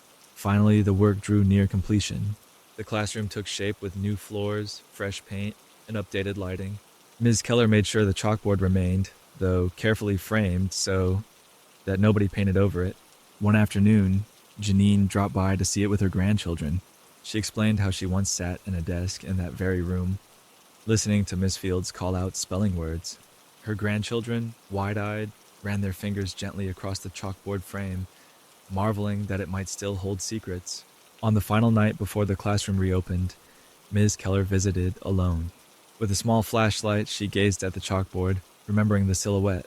She wondered if Miss Fields would keep leaving lessons once the room was active again, or if the spirit might finally rest, satisfied that her classroom was receiving care and attention. As Miss Keller watched, faint letters materialized one last time. Be patient. Teach with kindness. Deep gratitude welled in Miss Keller's heart, and she softly whispered, Thank you, Miss Fields. The chalkboard stayed still, glowing gently under her flashlight beam. She understood that Miss Fields' passion for teaching had carried across decades, bridging the past and present. When the renovated wing of Riverside School opened for community classes and events, the chalkboard remained a cherished piece of its history. Some evenings, people claimed to see faint chalk lines forming new words after everyone had gone home. Others insisted they felt a warm presence in that classroom. Whether or not you believed in ghosts, there was no denying that Miss Fields' memory lived on. Her old lessons reminded everyone that learning was not merely about memorizing facts. It was about kindness, patience, and the power of gentle guidance. Today, visitors can stand in that room, running their hands along the chalkboard, imagining the soft scratch of chalk and the murmur of decades-old lessons. In a way, Riverside School is alive again. The children who attend community programs there learn that history breathes in the quiet corners of old buildings, sometimes speaking to us in chalk dust and whispered encouragement. And if you come early in the morning before the staff arrives, you might see the faint outline of one final, unfinished lesson. Its curved letters remain a sweet reminder that a teacher's caring spirit, once ignited, can glow long after the last bell has rung. For months, I had planned a quiet getaway from the hectic pace of city life. Scrolling through countless vacation listings online, I felt frustrated by the usual overpriced lodges and crowded hotels. Then, I stumbled upon something curious. A small advertisement for a cozy mountain cabin at an unbelievably cheap rate. Strangely, the listing did not show an address or exact location. It just mentioned near scenic trails and perfect for nature lovers. The photos showed a rustic wooden cabin surrounded by tall pines, bathed in golden sunlight. It looked almost too perfect. The post had no reviews, which should have been a warning sign. Most travel sites let past guests leave ratings, but this one remained blank. Yet the pictures seemed genuine. The interior looked tidy, with a simple fireplace and a snug loft bed. Curious, I tried to check the host's profile. It only displayed a generic name, North Star Retreats, and said they joined the site recently. Something about it felt off, but I could not help noticing the unbelievably low nightly price. I reasoned that maybe it was new, and they wanted to attract their first guests. I booked a 3-night stay, feeling both excitement and caution. Within minutes, an automated message arrived, confirming my reservation. However, it gave no address, only the promise that driving directions would be emailed closer to my check-in date. Before I could ask questions, I received a short note. Thank you for choosing North Star Retreats. We will contact you soon with details. Enjoy your private cabin experience. Days passed, and I continued checking my email. No directions arrived. With only a week to go, I grew nervous and sent a polite message. Hello, I'm looking forward to my stay. Could you let me know how to find the cabin? Thank you. Silence followed. I felt tempted to cancel, but the booking site's refund policy would not return much of my money if I backed out. I decided to wait a bit longer. Finally, 2 days before my trip, an email came with a simple map attachment. The instructions read, take Highway 22 north for about 50 miles, then turn left onto an unmarked forest road after mile marker 88. Follow that road for 6 miles until you reach a mailbox painted bright blue. Turn right onto the dirt path. No direct address or GPS coordinates, just vague directions. A note at the bottom said, cell service is poor in this area. Please prepare accordingly. Despite the odd feeling in my stomach, I packed my car with essentials food, water, a first aid kit, and set off one early morning. The sky was clear, and the crisp air made me hopeful for a peaceful retreat. I drove along Highway 22, watching the mile markers pass by. Traffic grew sparse the farther I went, with thick woodland on both sides. Soon, I reached the mile marker 88. Sure enough, a narrow gravel road branched left into the trees, unmarked by any official sign. The path felt deserted, with only the occasional bird swooping overhead. I followed it carefully, counting 6 miles with my odometer. Then, just as described, I saw a battered blue mailbox standing crookedly among tall grass. It looked old, its paint flaking. A faint arrow drawn in black marker pointed to the right, where a dirt trail cut deeper into the forest. I turned, feeling a rush of both excitement and unease. The forest road grew rough and bumpy, branches occasionally sweeping my windshield. Finally, after about 10 minutes, the trail opened into a small clearing where the cabin stood exactly like the pictures. A cozy wooden structure with a pitched roof nestled among towering pines. At first glance, it looked charming. A porch swing hung near the door, and a neat woodpile waited ready for the fireplace. Yet something about the silence felt intense, as if the trees around me were holding their breath. No other houses were visible, and no road signs marked the place. I parked, got out of my car, and breathed deeply. The forest smelled fresh, the air carrying a faint scent of pine needles. I found a key in an envelope taped to the front door, labeled with my name. Inside, the cabin was small but comfortable. A worn sofa faced a stone fireplace, and a tiny kitchen area had basic supplies. My phone showed no signal, just a blank bar. I shrugged, thinking it might be good to unplug for a few days. Evening came quickly in the woods. I lit a fire and cooked a simple dinner. For a moment I felt peaceful, watching the flames dance in the old hearth. But as darkness fell outside, I realized how remote I truly was. The windows looked out on pitch-black woods. No neighboring lights glimmered in the distance. A hush descended, broken only by the crackle of burning logs. I tried to read a magazine I'd brought, but my mind kept wandering. The quiet was almost too deep, making every rustle or creak feel louder. At some point, I heard a noise outside. It was a soft sound, like footsteps on dead leaves. My heart skipped a beat. Approaching the window, I peered into the darkness, but could see nothing. Perhaps just an animal, I told myself, or a deer passing by. Still, I felt uneasy enough to double-check the locks on the front door. The next morning, I woke with the sun streaming through the curtains. The cabin looked more cheerful in daylight. My nerves from the night before faded, and I decided to explore the property. Behind the cabin, I found a small trail leading past a fallen log and down toward a stream. The water ran clear over smooth stones, and birds chirped among the trees. It felt good to wander, letting the stress of city life melt away. For hours, I strolled around, gathering small shells and breathing in fresh air. That afternoon, I realized I had not seen a single other hiker or traveler. Usually, even remote cabins have occasional visitors passing by. But here, it was just me and the endless forest. I began to wonder about the previous guests who supposedly booked this place. The listing had not shown a single review. Yet, was it possible no one had stayed here before me? The cabin seemed too well maintained to be unused. Someone must come here to keep it clean, restock firewood, and so on. Curiosity drilled into my mind. I decided to hunt for any sign of old visitors.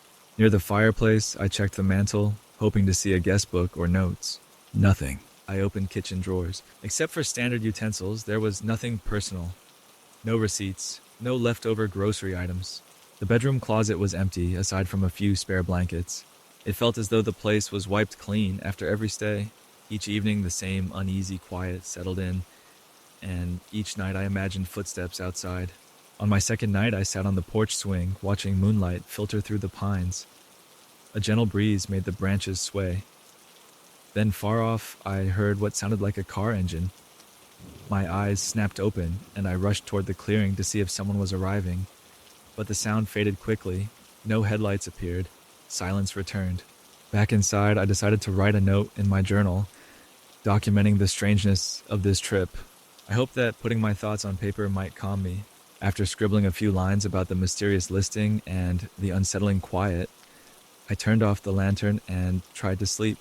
At some point in the night, I jolted awake. Sure, I heard a whisper through the cabin wall, but again, only stillness greeted me. Nervous, I locked my bedroom door. My final morning arrived, and I felt eager to leave. I started packing my things early, determined to check out and return to the main road while I had plenty of daylight.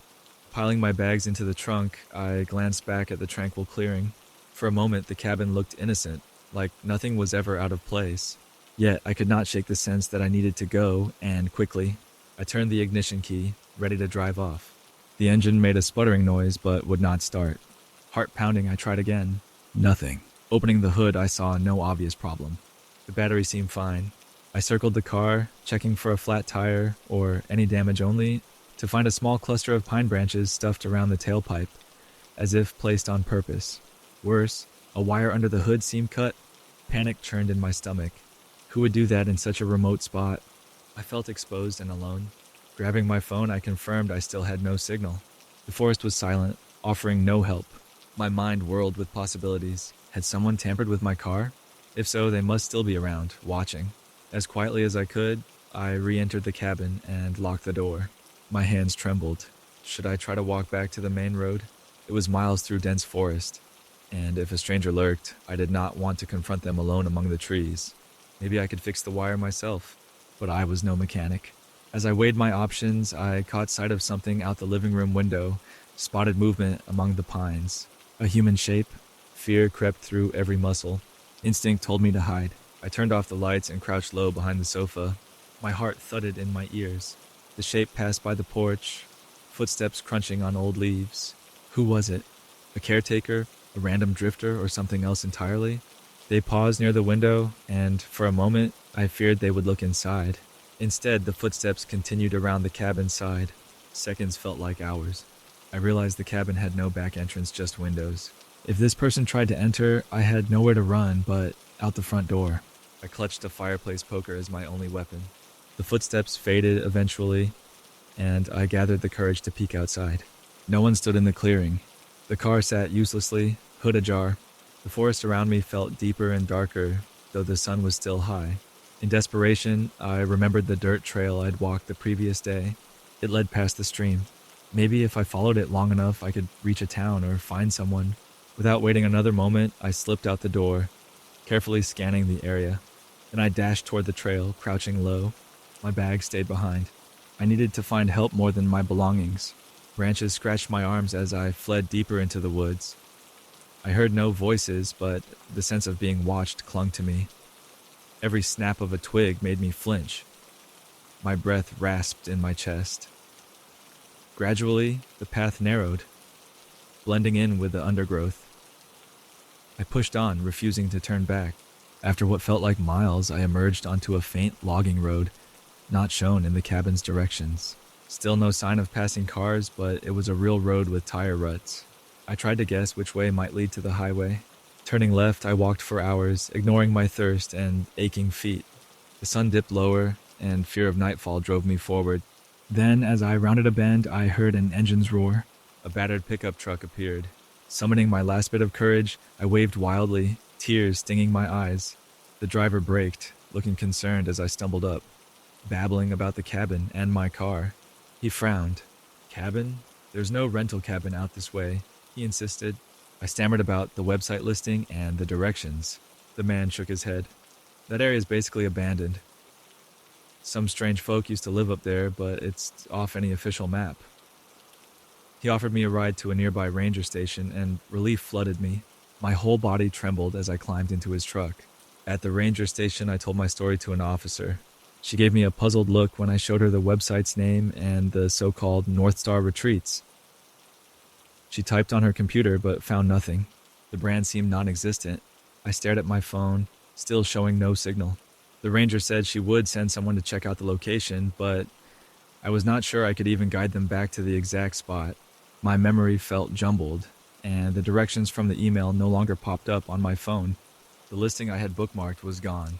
Exhausted and shaken, I left a statement with the officer and took a bus back to the city. Days melted into weeks and no follow-up came.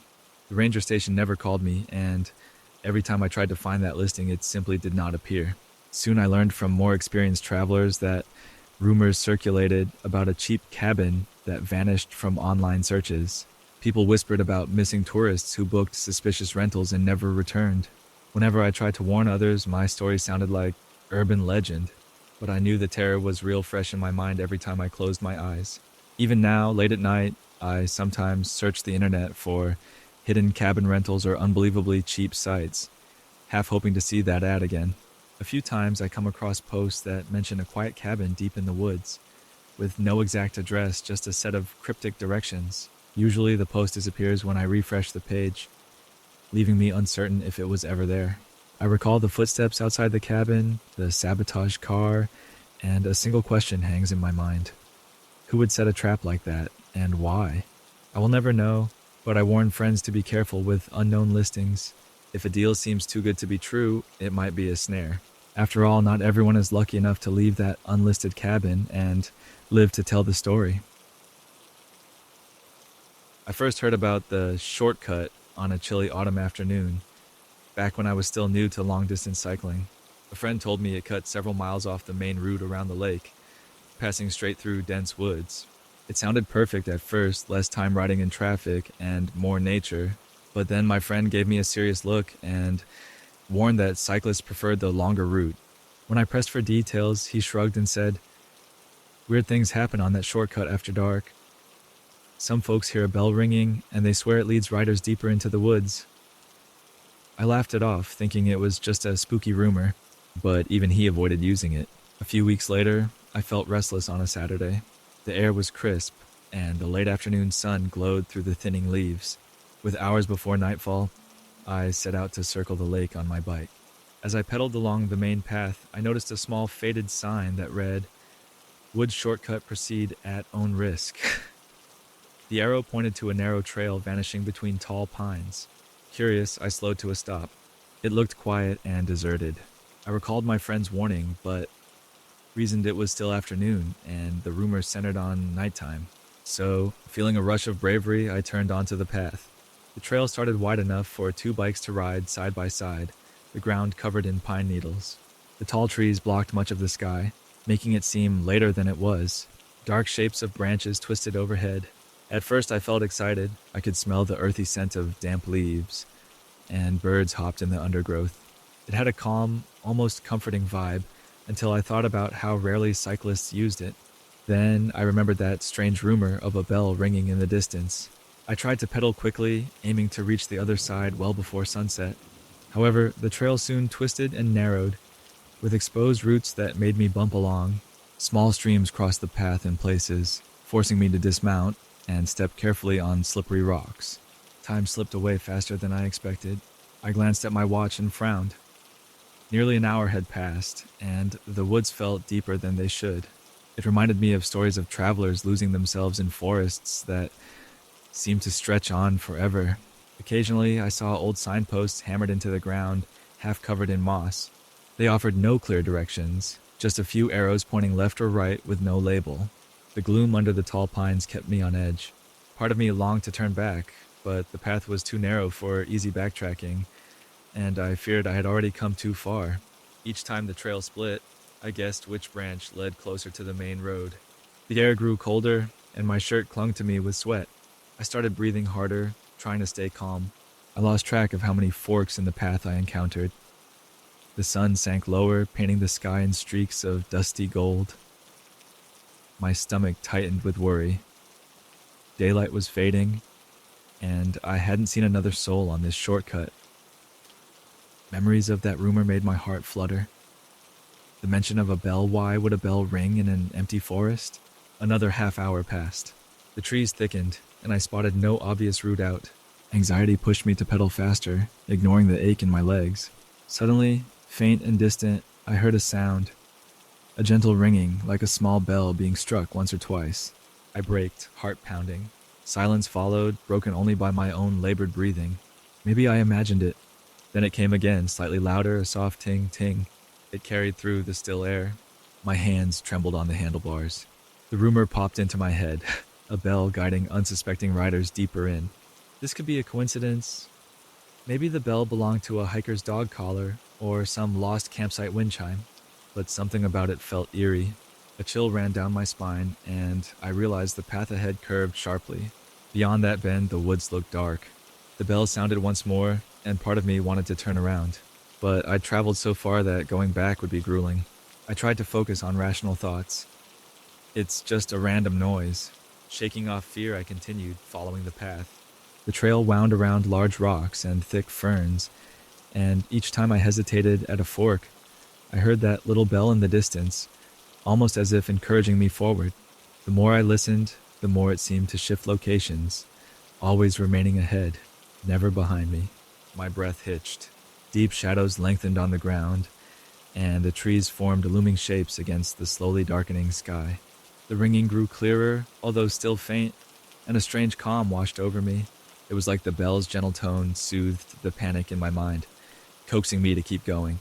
Straining my eyes, I thought I glimpsed a soft glow ahead, as if a lantern shone among the trees. Could someone be lighting the way out? The idea of help gave me hope. I pedaled faster, ignoring the sting in my muscles. I wanted to pass whoever had a light and ask for directions, but each time I rounded a curve in the path or crested a small rise, nobody was there. The glow teased me from deeper in the forest. The bell continued to chime at intervals. Whether it was every few seconds or every minute, I couldn't tell, but it seemed to time its echoes with my growing sense of confusion.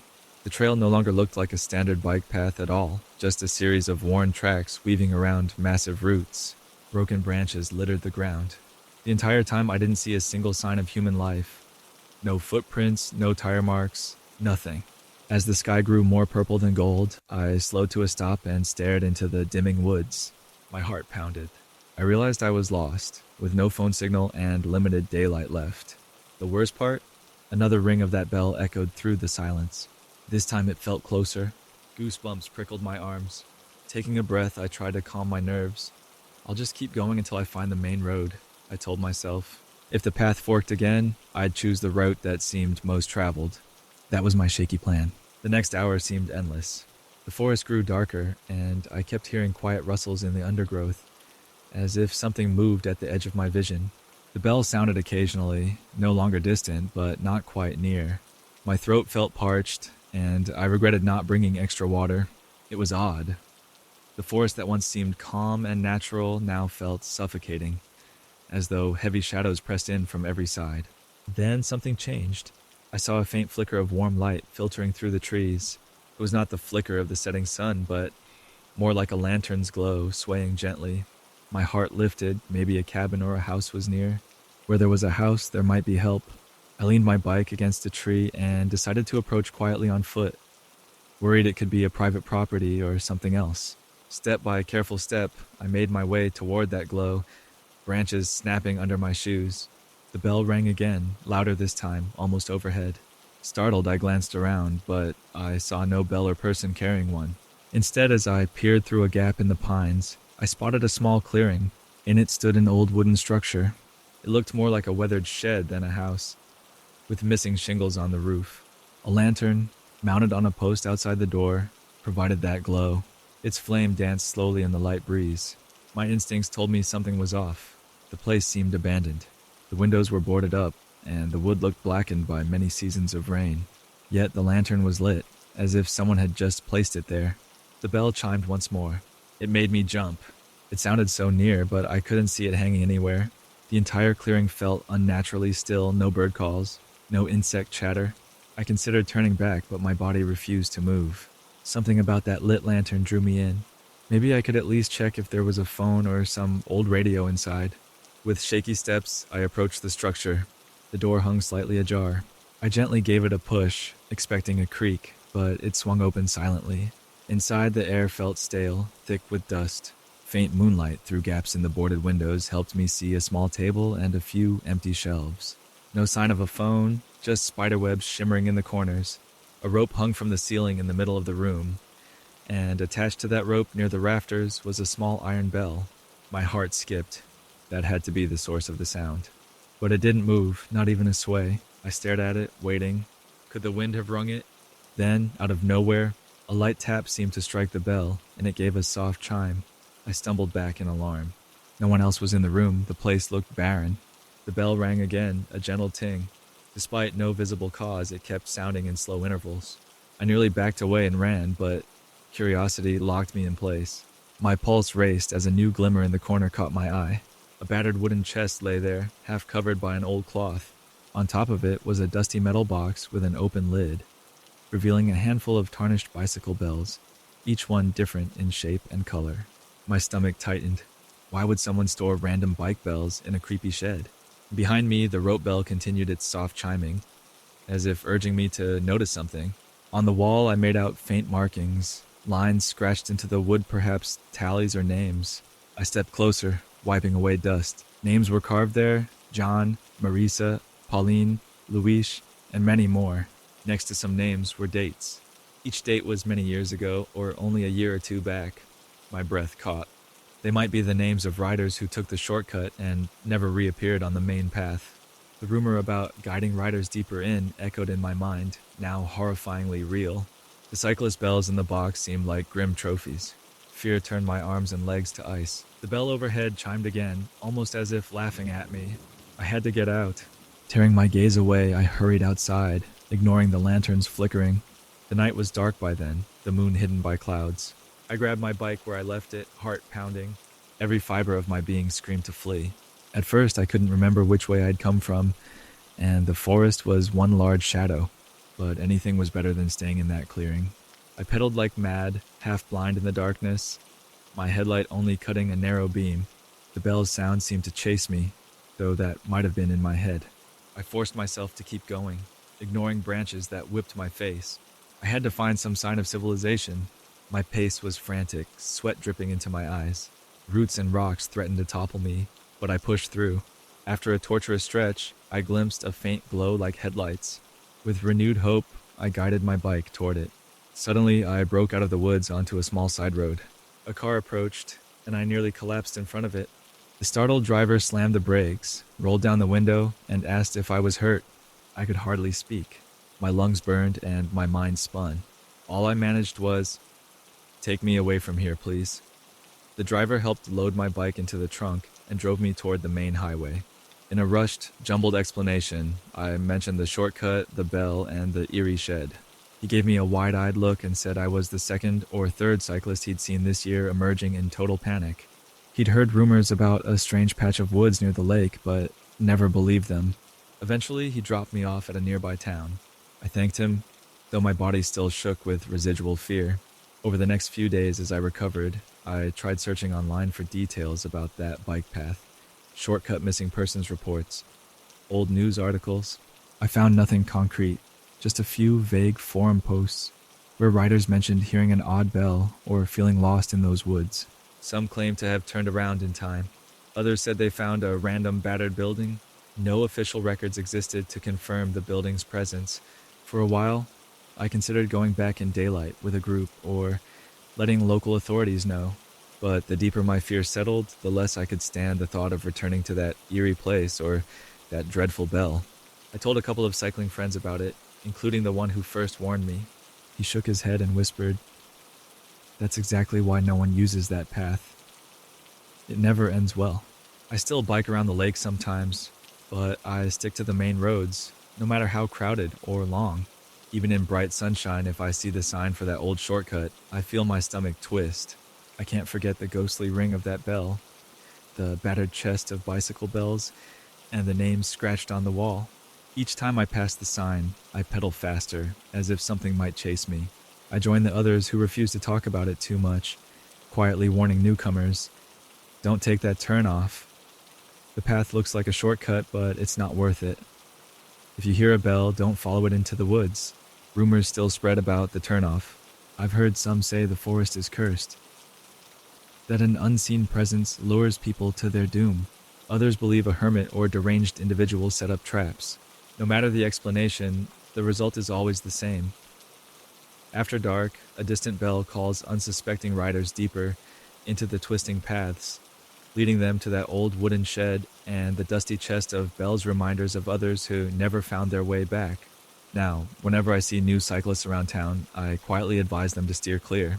I tell them the main road might be longer, but at least it's safe, bathed in streetlights and random cars passing by. Because once you enter those woods, especially close to nightfall, you risk hearing that small bell, tempting you onward until it's too late to escape. And I, for one, never want to feel that chill again. Walking by day after day, I grew curious. Town rumors claimed the house. The old Henderson place had been deserted for 30 years, ever since the last owner passed away. Nobody wanted to restore it, and nobody lived there. A few times I saw an envelope poking out of the letterbox. That made no sense. Why would the post office deliver mail to a condemned, empty house? Our local postal workers were usually careful about stopping service to abandoned addresses, yet fresh letters kept appearing, always with new postmarks and dates from the current month. One spring morning, I paused on the sidewalk in front of the house. It was early, the sun still low in the sky. A soft breeze rustled through the overgrown shrubs, which stretched across the yard like a tangled green sea. Out of curiosity, I leaned closer to the mailbox. Sure enough, there was a white envelope sticking partway out of the slot. The writing on it was neat, in swirling black ink, and someone had placed a bright stamp on the corner, one of those modern floral stamps you see at post offices now. I resisted the urge to pluck it from the box, not wanting to tamper with mail that wasn't mine, but I wanted answers. Who kept sending these letters? And who, if anyone, picked them up? That afternoon, I stopped by our small local post office to mail a package. I recognized the clerk, a friendly older man named Clyde who knew most everyone in town. I asked him about the Henderson house on Alder Street. His brow furrowed. "Oh, that place," he said, lowering his voice. "I know the building is condemned, but sometimes new letters come through for an Esther Henderson. We can't find any official request to forward them. Regulations say if the address is valid, we still deliver, unless notified otherwise. But no one's lived there for decades," I said in disbelief. Clyde shrugged. "We do our job. If the sender uses the correct address, we try to deliver. Those letters don't get returned as undeliverable, so they keep coming." He paused, then added, "Truth be told, sometimes I wonder if this Esther is still around. But it's odd that nobody picks them up, right?" I nodded, curiosity burning inside me. Could it be that none of the letters were returned to the sender? Usually, unclaimed mail would build up, and the post office might eventually mark it as undeliverable. So, how was it that brand new letters showed up every few weeks with no sign of the old ones? That evening, I spoke with a couple of neighbors who had lived in the area a long time. One recalled that the house once belonged to Mr. Henderson, who was known for a big orchard he managed outside of town. She remembered him having a wife, Esther, but she couldn't recall meeting her. People said Esther rarely left the house, as if she was shy or had health problems. After Mr. Henderson died, some folks tried to check on her, but the house got boarded up. Soon after, the city posted condemnation notices. Rumors popped up about her moving away, or maybe passing on. The details became hazy with time. My curiosity turned into a need to solve the mystery. I like to think of myself as a caring neighbor, and part of me felt sorry for the lonely letterbox, collecting envelopes no one claimed. Another part of me worried there might be an actual person inside that collapsing house. Maybe she was old or in trouble, but the windows were tightly boarded and the front door was nailed shut. The city's notice stated the place was unsafe for entry. Still, a question lingered. If new letters continued arriving, who was sending them, and why not use a more direct way to contact old Esther, assuming she was alive? Something about it seemed off, almost as though time had become stuck for this one address. Weeks passed, and I went by the mailbox every few days. I observed that sometimes a letter would disappear. One day, I saw 2 envelopes in the box, and a few days later, only one remained. Then, after another day, it would be gone, replaced by a new one with a more recent postmark. Clearly, someone was taking them, but who and when? To find out, I decided to wake up early one morning and stake out the street from a discreet spot, bringing a thermos of coffee and a pair of binoculars. The sun rose slowly, coloring the sky pink. Birds sang in the overgrown trees around the Henderson house. I settled in by a parked car a short distance away, making sure I had a clear view of the mailbox. Hours dragged by. The mail carrier arrived, slid another envelope into the box, and left. No surprises there. Another hour passed with no activity. Just as I was ready to give up, I spotted movement near the house. The front door was still boarded, but a figure emerged from around the back, half hidden behind wild bushes. I strained my eyes. The person wore a long coat, hood pulled low, masking their face. They walked with a slow shuffle, as if their joints ached. Carefully, they approached the mailbox, reached out, and took the new envelope. Then they slipped something else inside, another letter, maybe a reply. I couldn't make out details. A gust of wind kicked up leaves around them, and I caught only a glimpse of pale, thin fingers. Before I could see more, they vanished around the corner of the house, into the yard's tangle of greenery. My heart pounded with excitement and alarm. Had I just witnessed old Esther in the flesh? Or was it somebody else collecting the mail on her behalf? The figure's slow movement reminded me of an older person. If so, how were they living there if the place was unfit for habitation? I worried about a possible squatter or someone in dire condition, refusing to leave the house they once loved. A few days later, I mentioned the incident to a local historian, Ms. Bradley, who ran a small museum in town. She frowned deeply at my story. Esther Henderson? She repeated, tapping her chin. I recall some records about her. Let me check. She disappeared into a back room filled with dusty filing cabinets. Soon she returned with a thin file containing old property deeds and a few newspaper clippings. One dated around 30 years ago mentioned a tragic accident. Then I found a reference to an obituary for Mr. Henderson, but not one for Esther. In another piece of paper, I saw references to a lawsuit against the house, citing structural concerns. It seemed Esther might have refused to evacuate, but eventually was forced out, though the details ended abruptly, with no final mention of where she went. Ms. Bradley gave me a sympathetic look. Some say she never left. They claim she locked herself in and hid from authorities until she simply vanished from sight. I can't say if it's true, but the rumor was strong back then. People believe she might be a recluse who refused to move on. That explanation, while eerie, didn't explain the continuous mail with current postmarks. Could outsiders be writing to Esther, believing she was still there? Or maybe they knew something we did not. It bothered me that the city had declared the place unsafe, yet apparently someone moved in and out, collecting mail. A plan formed in my mind. Perhaps I could slip a note into the letterbox myself, writing a short message. Dear occupant, is everything all right? If you need help, please let someone know. Sincerely, a concerned neighbor. That might encourage them to respond or provide a sign they were okay. The next morning, I dropped the envelope in the mailbox. A part of me felt guilty about intruding, but my gut told me someone needed help, either physically or just emotionally. If the occupant, real or not, refused contact, at least I'd have tried. Days passed with no reply. The other letters arrived as usual, some disappearing, others replacing them. I started to think my attempt failed. Then, about a week later, I found a small envelope with my name scrawled across it, stuck in the mailbox among the others. Surprised, I carefully pulled it out and opened it right there on the sidewalk. Inside was a short note, the handwriting shaky but elegant. Thank you for your concern. I prefer solitude. Do not worry, Esther is well. God bless. It felt surreal. Whoever wrote it used the name Esther. But was it truly her? The letter had no return address, just that single paragraph on a slip of paper. At least the occupant claimed to be okay. But the note also raised more questions.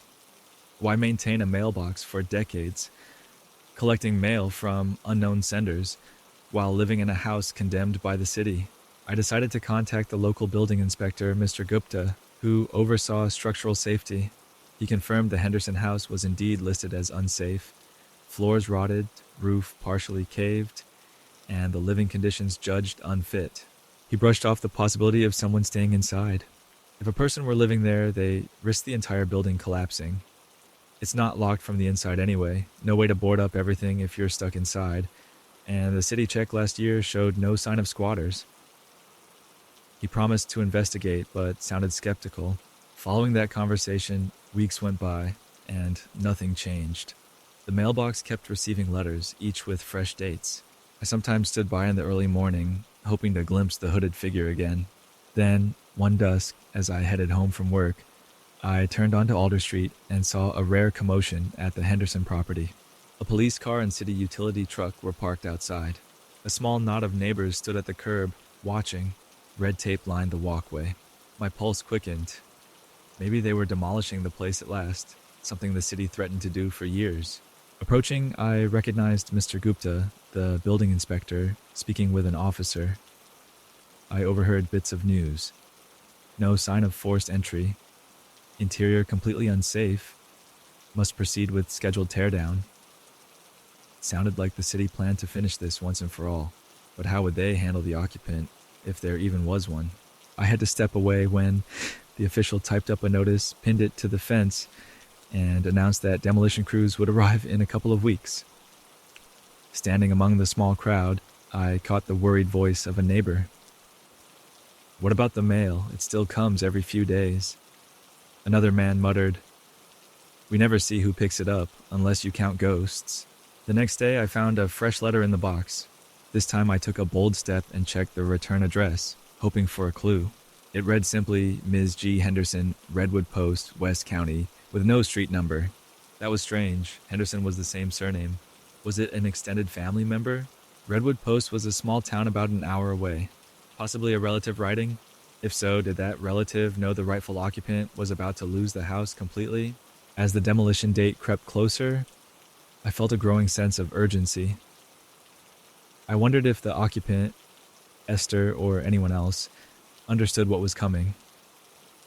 After all, the house was about to be torn down, mailbox and all. I wrote another note and slipped it in the box. "Esther, the city plans to demolish the house soon. If you're living there, please be aware and make plans if you must leave. Neighbors are worried. Let us help." I waited, anxiously checking the box each morning. Several days went by. Finally, a reply appeared. The envelope was a soft cream color, the ink faintly scented with lavender. The note read, "This house holds my memories. Without it, I will fade too. Let them do what they must. Thank you for the warning, but some bonds cannot be broken. Esther." That message both saddened and puzzled me. Some bonds cannot be broken. What did she mean? It sounded like she was resigned to let the house go. Did that mean she planned to leave or remain? The letter felt almost ghostly, like a farewell from someone tied to the past. The weekend before the scheduled demolition, I decided to visit Redwood Post, the return address town listed on those letters. My plan was to see if G. Henderson actually existed there. Perhaps she would shed light on Esther's situation. Redwood Post turned out to be a small community, surrounded by farmland. The local post office was tiny, staffed by only 2 people. They were not helpful with personal information, as expected. One of them vaguely remembered sorting envelopes addressed to Esther Henderson, but said the sender used a P.O.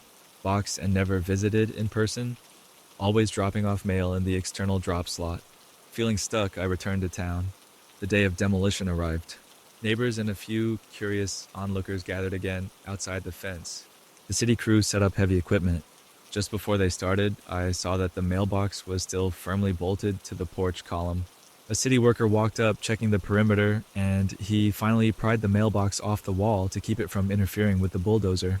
As he did, a small group of envelopes tumbled out, unopened letters. Some looked fresh, others crumpled as if they had been there a while. He shrugged, tossing them aside in a pile of debris. The demolition was quick. Loud crunches and splintering wood filled the air as the old Henderson house collapsed into rubble. I felt a sharp ache in my chest. Part of me hoped that if Esther truly lived inside, she had found a way out. But I saw no sign of any occupant. One of the city inspectors later confirmed they found no evidence of a living person or remains, just heaps of broken boards and rotted beams. Nobody stepped forward to claim ownership of the materials. By dusk, the place was almost leveled, leaving only a flattened lot. That evening, I walked past the site, now taped off with caution ribbons. The mailbox lay on top of a trash heap. The letters that spilled from it had scattered in the dirt. I carefully picked one up and read the postmark sent only a week ago from Redwood Post. Curiosity took hold, and I slid the envelope into my bag. Later that night, I opened it. The letter said, "My dearest Esther, I trust you are well. I miss you more each day. As promised, I write so our connection endures. Forever in my heart. G.H." No mention of the house's condition, no direct address, just a heartfelt note from someone who cared for Esther. A wave of sadness hit me. Perhaps these letters kept arriving because what G.H.'s believed Esther's life continued, sealed in that old home. Perhaps Esther, or her spirit, truly did remain there in some way until the demolition severed that link. Days later, the cleared lot stood empty. The post office officially removed the address from their system, meaning no more deliveries. A few neighbors said they still saw a shadowy figure some evenings near the edge of the rubble, then vanishing. Others claimed the lot was haunted, but I stopped by once or twice and found nothing but weeds starting to grow where the house once stood. Sometimes I think about the letters that arrived faithfully for so long, carrying hopes and sentiments for someone who might have left the world decades ago. Perhaps the person sending them was stuck in the past, or maybe they knew something we didn't. Either way, our town lost a small piece of history when the Henderson house fell. Old Esther's letterbox, once so steady against the peeling paint, became just another item carted off by the demolition crew. Even now, it leaves me with a lingering question. Did Esther truly inhabit those crumbling walls for all those years, hidden away? Or was it her memory alone that lingered, collecting letters from a loyal friend or relative who refused to acknowledge her absence? I'll never know, but I do know that mailbox stood guard as a silent witness to decades of undelivered correspondence, final words, last confessions, or simple daily thoughts. In its own way, old Esther's letterbox was the last lifeline for someone, forging a connection between the living and those lost to time. Though the house is gone, people in town sometimes swap new rumors. Stray letters still appear, addressed to Esther Henderson, drifting through the postal system with no place to land. Some say they turn up in the dead letter office, stamped with "return to sender," while others claim they vanish entirely. However it happens, the memory of old Esther and her mailbox remains. And whenever I walk down Alder Street, passing the empty lot, I imagine a faint echo of sliding paper through metal, as if the mailbox were still there, carrying messages across years that no one else can read.